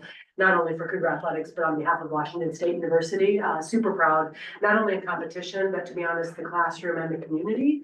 And also to our faculty, our students, our fans, our viewers, I mean, really our donors, everybody that has rallied behind what's been a pretty exciting momentum of fall, especially given a year ago. So super proud of that, continuing to do our best. With our budget and our update, and then just looking at ways we can continue to prepare for the future, so. Thanks, Ann. I'm gonna try and sprint through this a little bit. Again, thank you for the opportunity. Always a pleasure to have this discussion. A disclaimer for this, again, just as I gave at the last Regents discussion, for reporting purposes, it is still relatively early in our reporting period, but we are starting to see the fall take shape a little bit in the workday system. Start with the revenue side. We're still tracking well. We're working closely with the Pac-12 to maximize our year-end distribution. We got an update from them maybe 2 weeks ago that our end-of-year distribution is still tracking as expected, so no update or no change there. Our game-related revenue is off to a great start. We're sitting at 3.8 million in football ticket revenues, over $500,000 in men's basketball ticket sales. We've also seen the highest movement in basketball season ticket packages for men's basketball since 2012. That includes a record for many plans, and those are still live and still moving as we speak. So really encouraged by that. Still working with our external partners to finalize the Apple Cup. We're really, really close, but we don't have a final number there. Once we do, we'll have a really good picture of where our ticket revenues will land for the year. Annual fund continues to be a top priority and something that can move the needle for the entire operation, most notably for student athlete scholarships. Then other revenues continue as budgeted, like we predicted, including concessions, endowment distribution, and royalties. Overall, mid-November, we're in a decent place for our revenues. Similarly, on the expense side, it's early, but we're starting to see the fall settle in a little bit. We're on pace to meet budget and compensation. We've paid out 1.6 million less in salaries and benefits compared to this time last year. Obviously, we had significant salary reductions, and so that's to be expected. Scholarships are relatively flat to where we were at this time last year. Travel is down $500,000. Other goods and services are down 600,000. Obviously, you'd expect us to spend less with the budget reductions that we took overall year to date. For a similar period last year, we're down 2.5 million in our spend. However, some of this can be due to our scheduling composition, a home game versus away games, like it's not going to be the year, and then how it times itself through the system. But as we're experiencing personally, we have seen inflation take a toll on our travel expenses and services. As budgets come down significantly, our costs continue to go in the direction, as well as what the NCAA is deregulating on what we can spend, and the opportunities for us to spend towards our student athletes. So as the budgets come down, the opportunity and necessity to spend is going the other direction. Either way, encouraged to see expenses down for this year to date. Just a few closing thoughts here. We talked about before in this group. Momentum is a commodity that's hard to find, and when we have it, we have to find ways to keep it because it's really difficult to find again once you lose it. We have momentum right now. Last week, we had a stretch of 11 home events in Pullman over 7 days, involving 6 of our sports. We went 11-0 over those 7 days. Our football team is 8-1, ranked 19th in the AP poll and 18th in the college football playoff. I know that 371,000 devices tuned into our game against Utah State last week. That's a pretty good marketing spot for the Pullman campus. And college sports fans across the country are watching what Cougs are doing. I believe high school sophomores, juniors, and seniors across the country are watching what the Cougs are doing. There's no better draw to the Pullman campus than football is winning and relevant. When that's happening, there's no equal place than your college formative years on WSU campus. So that's our budget update. Happy to field any questions. That's a staggering number, 375,000 pairs of eyeballs. Yeah. On devices, like that's not even television, that's me from Mexico trying to watch the game. Yes. We appreciate Yeah, it. you're welcome. So, the Apple Cup is a big revenue gainer for us, right? Yes, sir. I know we had a 5-year deal, just F1. Have you had any discussions with the University of Washington about extending that contract each year so that it doesn't go away after 5 years, or is that We haven't yet, so just the neutral site game this year, and then we'll go to a traditional home and home for the next 4 years. Other than scheduling the actual dates for those games, we've not discussed beyond the 5 years.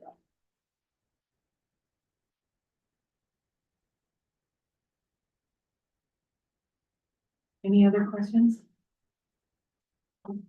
This is, I guess, a little bit unrelated, but what will that Apple Cup week look like? You know, from, I guess, a recruitment perspective, if it's gonna be important.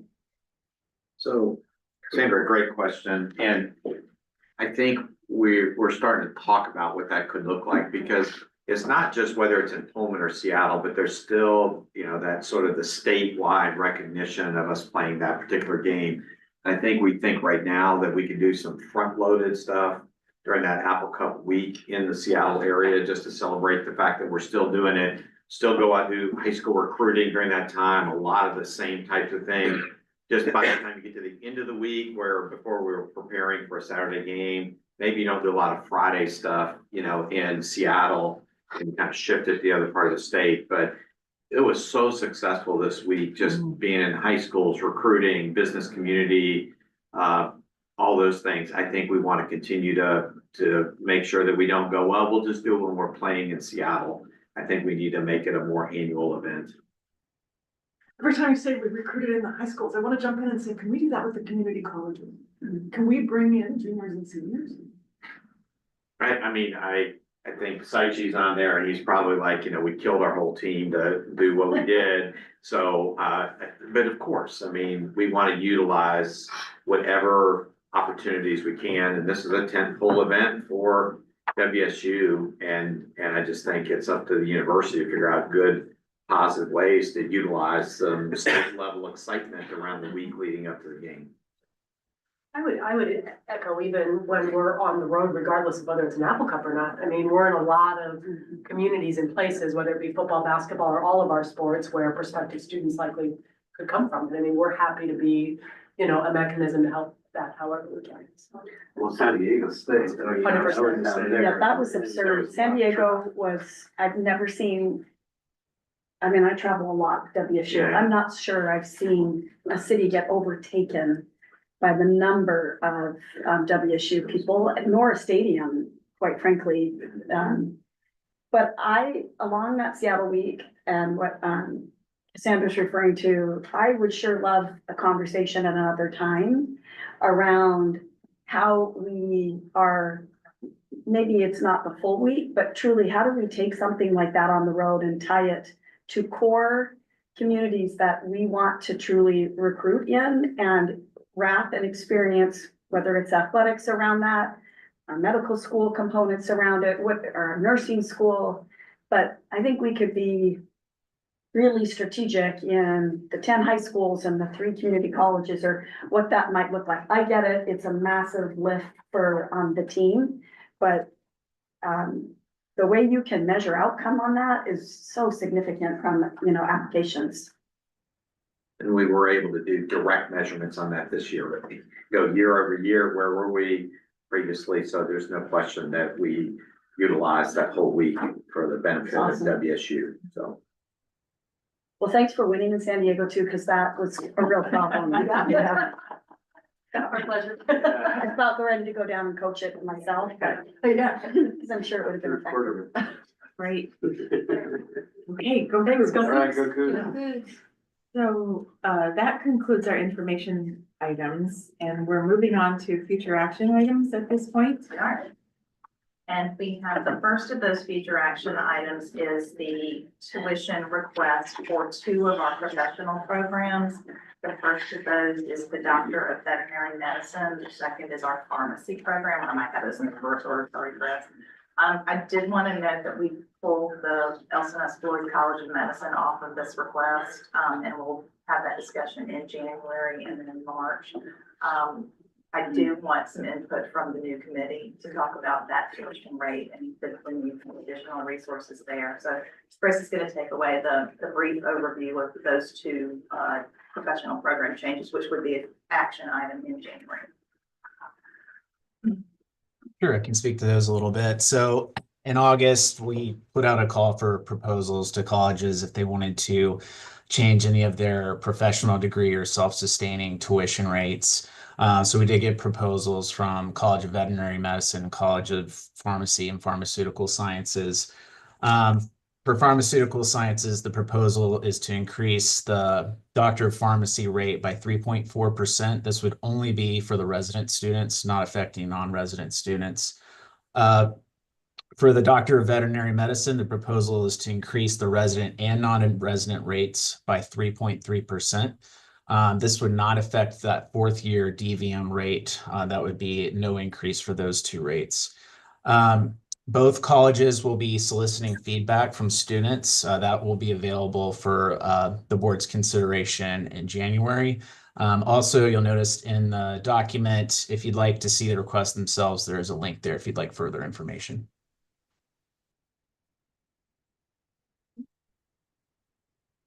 So look forward to getting the feedback. Our last future action item is in regards to the let's see. I lost my place on my notes here. The Dodgen Hot Cell Facility. I want to make sure I pronounce that right. That is our reactor on campus. We have the reactor, and we're joined by Mike Walcott, who is on this. And Olivia will talk through this. Actually, Mike's going to talk first. Mike is first. Yep, I'm here. So, hello, everyone. Sorry I'm not there with you. It's getting late on the East Coast, so I'm glad we're catching up. So I thought I'd just give a few words about the nuclear reactor that we have on campus and the Dodgen Hot Cell Facility that we're going to be talking about here. So WSU operates a trigger reactor on campus. It's federally regulated facility that's in Dodgen Hall. It is supervised under the Office of Research, and I'm the institutional official for that license in that activity. We have a proposed new building that would be attached there. It's a 5,000 square foot building that would house hot cells. Next slide, please. There we go. Great. So the facility would hold hot cells, which are basically enclosed items to protect against high radioactivity material.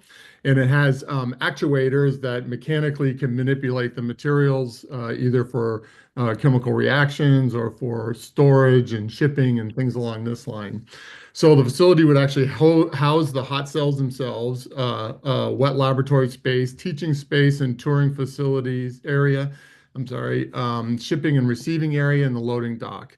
And the addition of this would help us or allow us to increase our production, research, and use of high activity radioisotopes, increase materials research and materials in extreme environments, and development of new fuels, materials, and systems, and development of production utilization processes for nuclear materials and radioisotopes.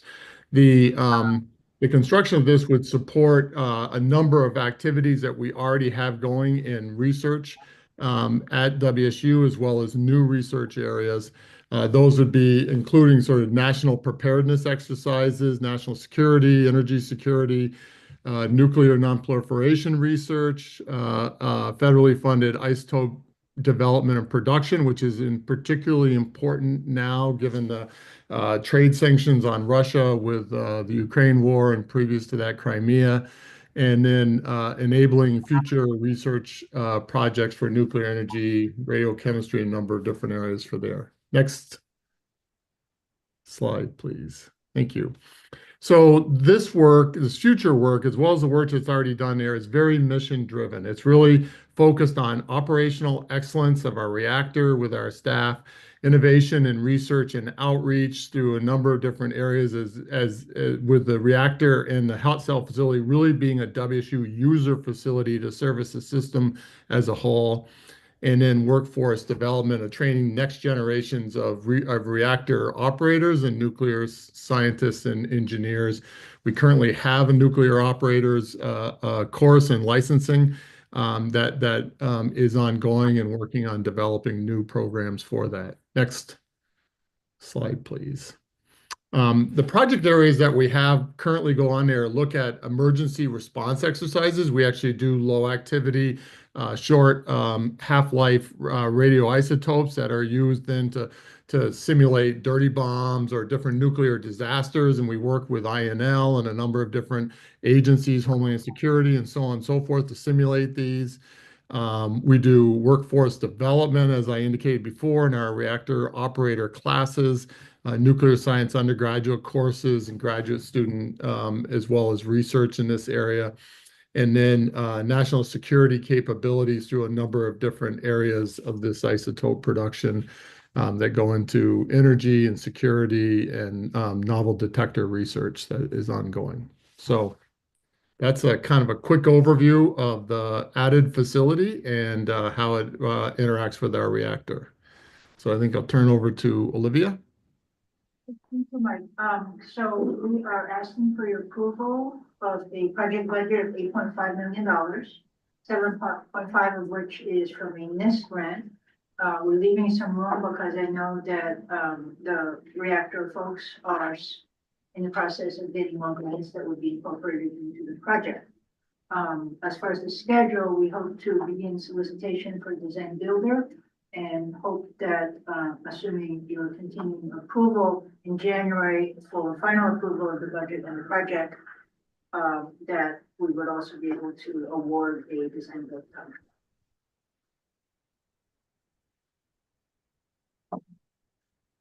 Just to show I've been paying attention.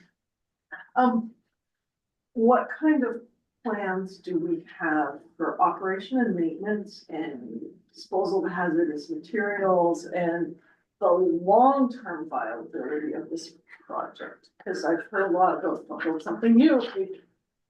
That take care of it. Yeah, Regent McDonald. I'm sorry, Olivia, would you like me to handle that? Yes, please. Okay, Regent McDonald, so we actually operate the reactor we do have some core funds that support some of the personnel within the reactor, but a majority of the reactor is operations and activities that are funded through either service center activities or through research projects for there. So this would expand those activities in that light. Some of these are relatively lucrative in terms of our ability to recoup funds in there. And we would look to program in additional M&O funds that are required from there into our service center fees for those activities. So we have already been working closely with PNNL and INL just to start with in terms of this, and they have a whole laundry list of activities that could complement their research. And again, these are not ones that are budget constrained. So we believe that putting forth into there, we have been doing a fair bit of budget exercises to make sure that we're not putting existing burdens on our core funds that are already strained within aspects, and that we could support the facility in moving out into the future. Thank you. We appreciate you staying up so late, Mike. So, are there any further questions? Okay, so this is an action item we will take in January. Great. We have our next item. Our next item is our last item. It is our action item. Yes, Olivia.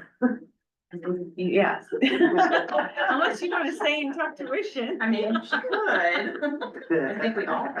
Oh, my goodness. Okay, appreciate you all hanging in there. We're almost there. We're in the glide slope. We are going to talk our one action item, which is scheduled for tomorrow. So if you could. Absolutely. Thank you, Regent Ramos.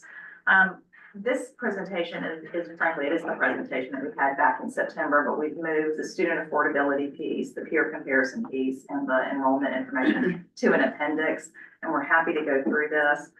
Chris Jones and I had the opportunity to meet with our associated students, the WSU, the big group of all of the student governments back on the 28th of October, on Monday the 28th.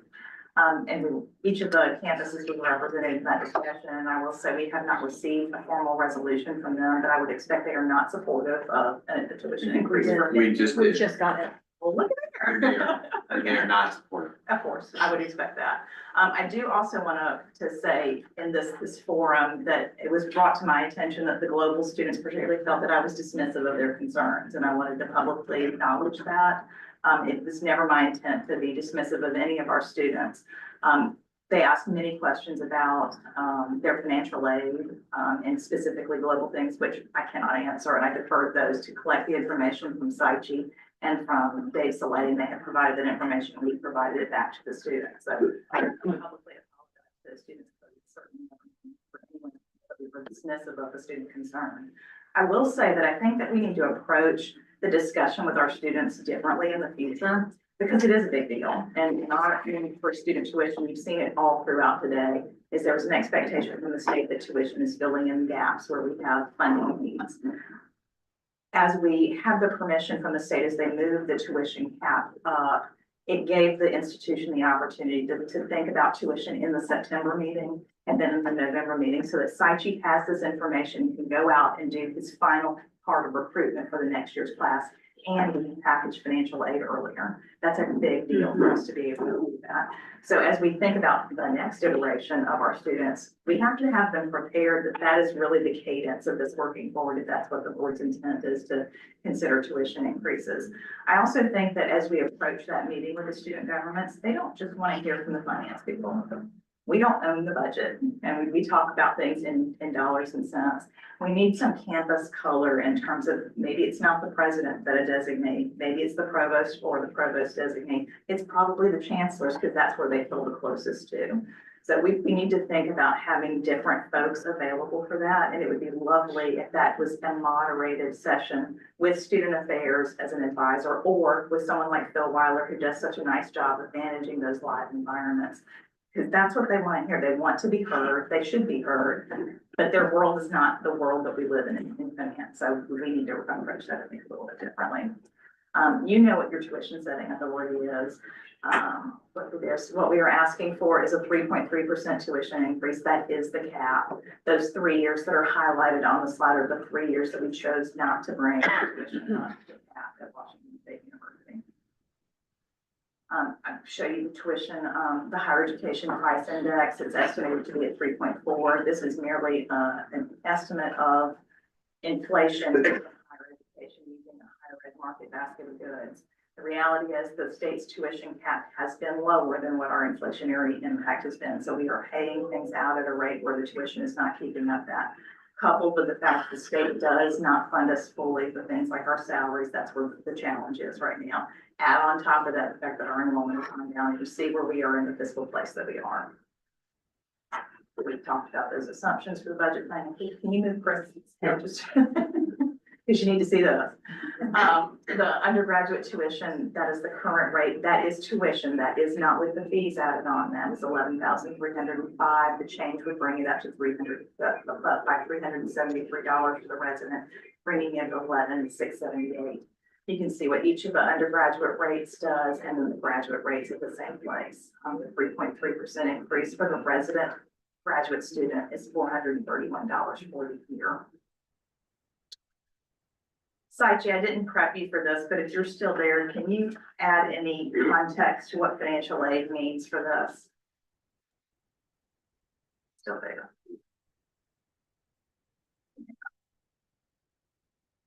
Yeah, Leslie, I am here. I'm sorry, my video for some reason doesn't want to come on. But I think when we talked about this in September, you know, nothing has materially changed. There's still generous financial aid programs provided by the state. WSU also offers tuition waivers, which we use, and also we use money from the foundation to support students. If there's one thing that has changed, I would tell you that more students were eligible for Pell Grants this fall, and I think that's a really good sign. It had to do with the methodology of the new FAFSA, but we don't see that changing. We think it'll only increase. Other than that, you know, I think what we shared in September is still very valid and relevant. I do want to make sure we understand that we're 47th in the United States for completing FAFSA. We're leaving so many dollars on the table for our eligible students. So that's an opportunity for us to really continue to be more vigilant in completing FAFSA. Absolutely. And I do remember the conversation in September, Regent.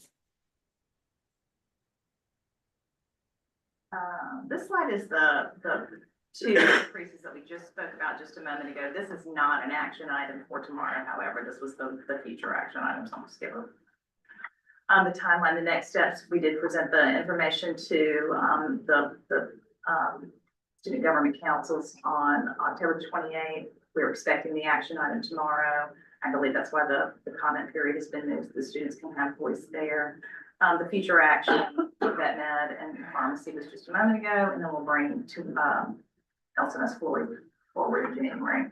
The other fees that are out there include housing and dining and all the student-related fees like the tech fee, FNA, the everything else that's there. Those are slated to be brought forward next year. We'll work with student affairs on the timing of that, but this is what we expect those to be in the spring.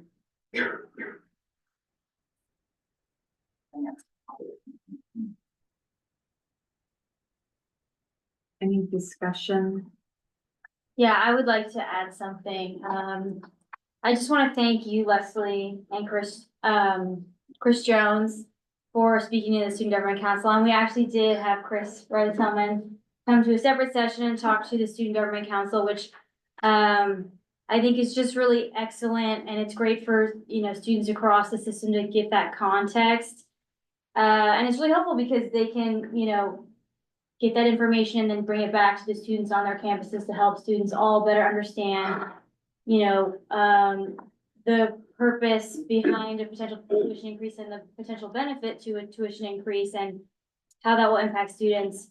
I also wanted to say, I went to a Connors chairs and directors meeting last week, and I was reminded, tuition obviously impacts students. I don't have to tell students that. They know that it impacts, their cost, how they pay for their schooling, how they're, whether or not they're supported by their families. It can have a big impact on their lives. But I was also reminded that, as of 2023, 51% of WSU grads don't have any student debt when they graduate, which I think is a really significant statistic. And there's a lot of other ones. And so I wanted to bring that up because I think a lot of the times students aren't aware of that or they forget that.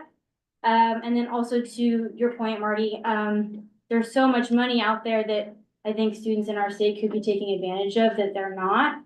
So I just kind of wanted to bring those two things up because I think as students, a lot of the times you hear about a tuition increase and you kind of panic. And I expect that we'll have a lot more conversation about this tomorrow after our public comment period. And I expect we'll be hearing from some students about the potential tuition increase.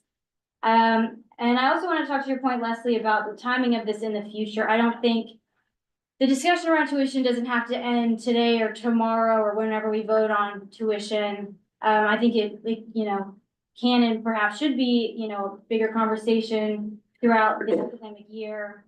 But going forward, if the Regents do intend to stick to this schedule, I think it would be really nice to have a facilitated conversation between some of the administration and the Student Government Council, because for the student regent, if we're going to vote on this in November going forward, September is the first meeting that the student regent attends.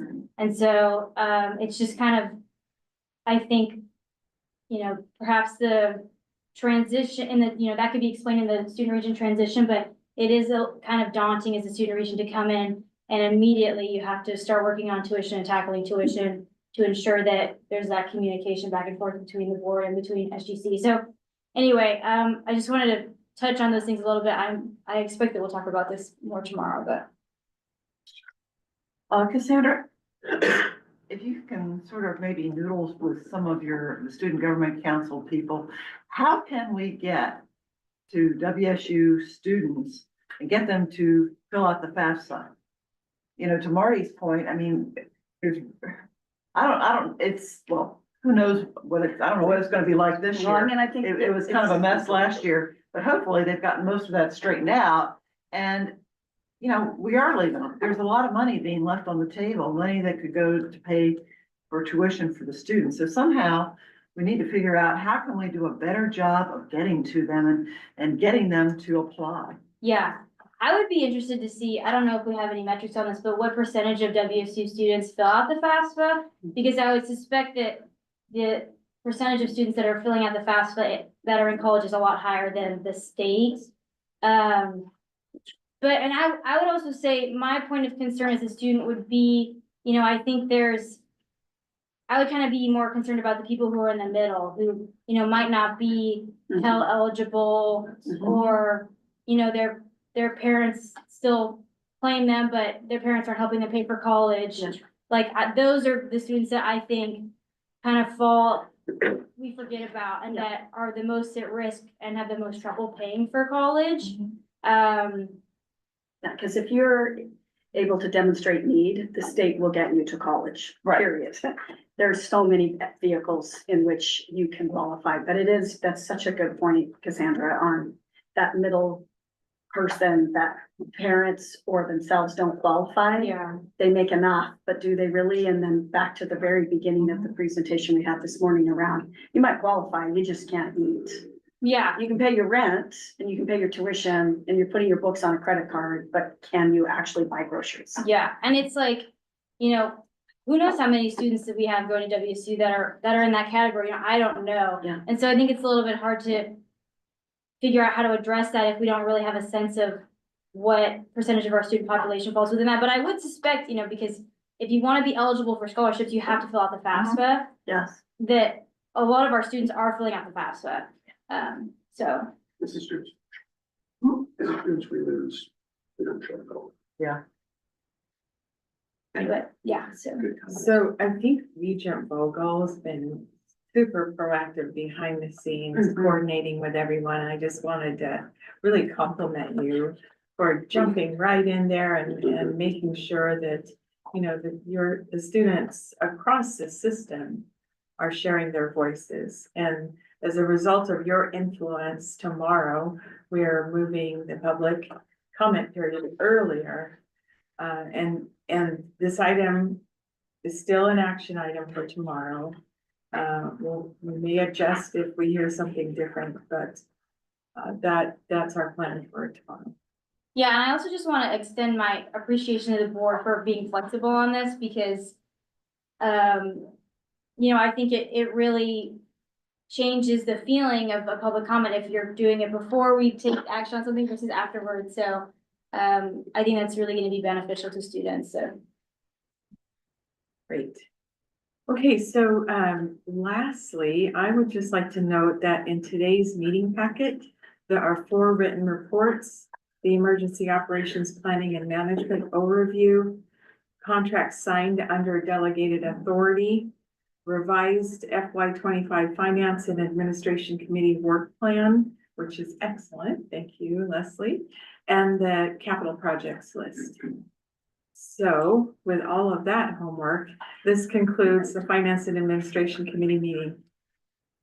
And since Chair Shower is not here, why don't we gavel and adjourn? Yes, Sounds good. Actually, that does conclude our meeting, and then we'll go into dinner here and back tomorrow, Regents 7 a.m. Dinner. Dinner that's 6. Okay, thanks, everyone.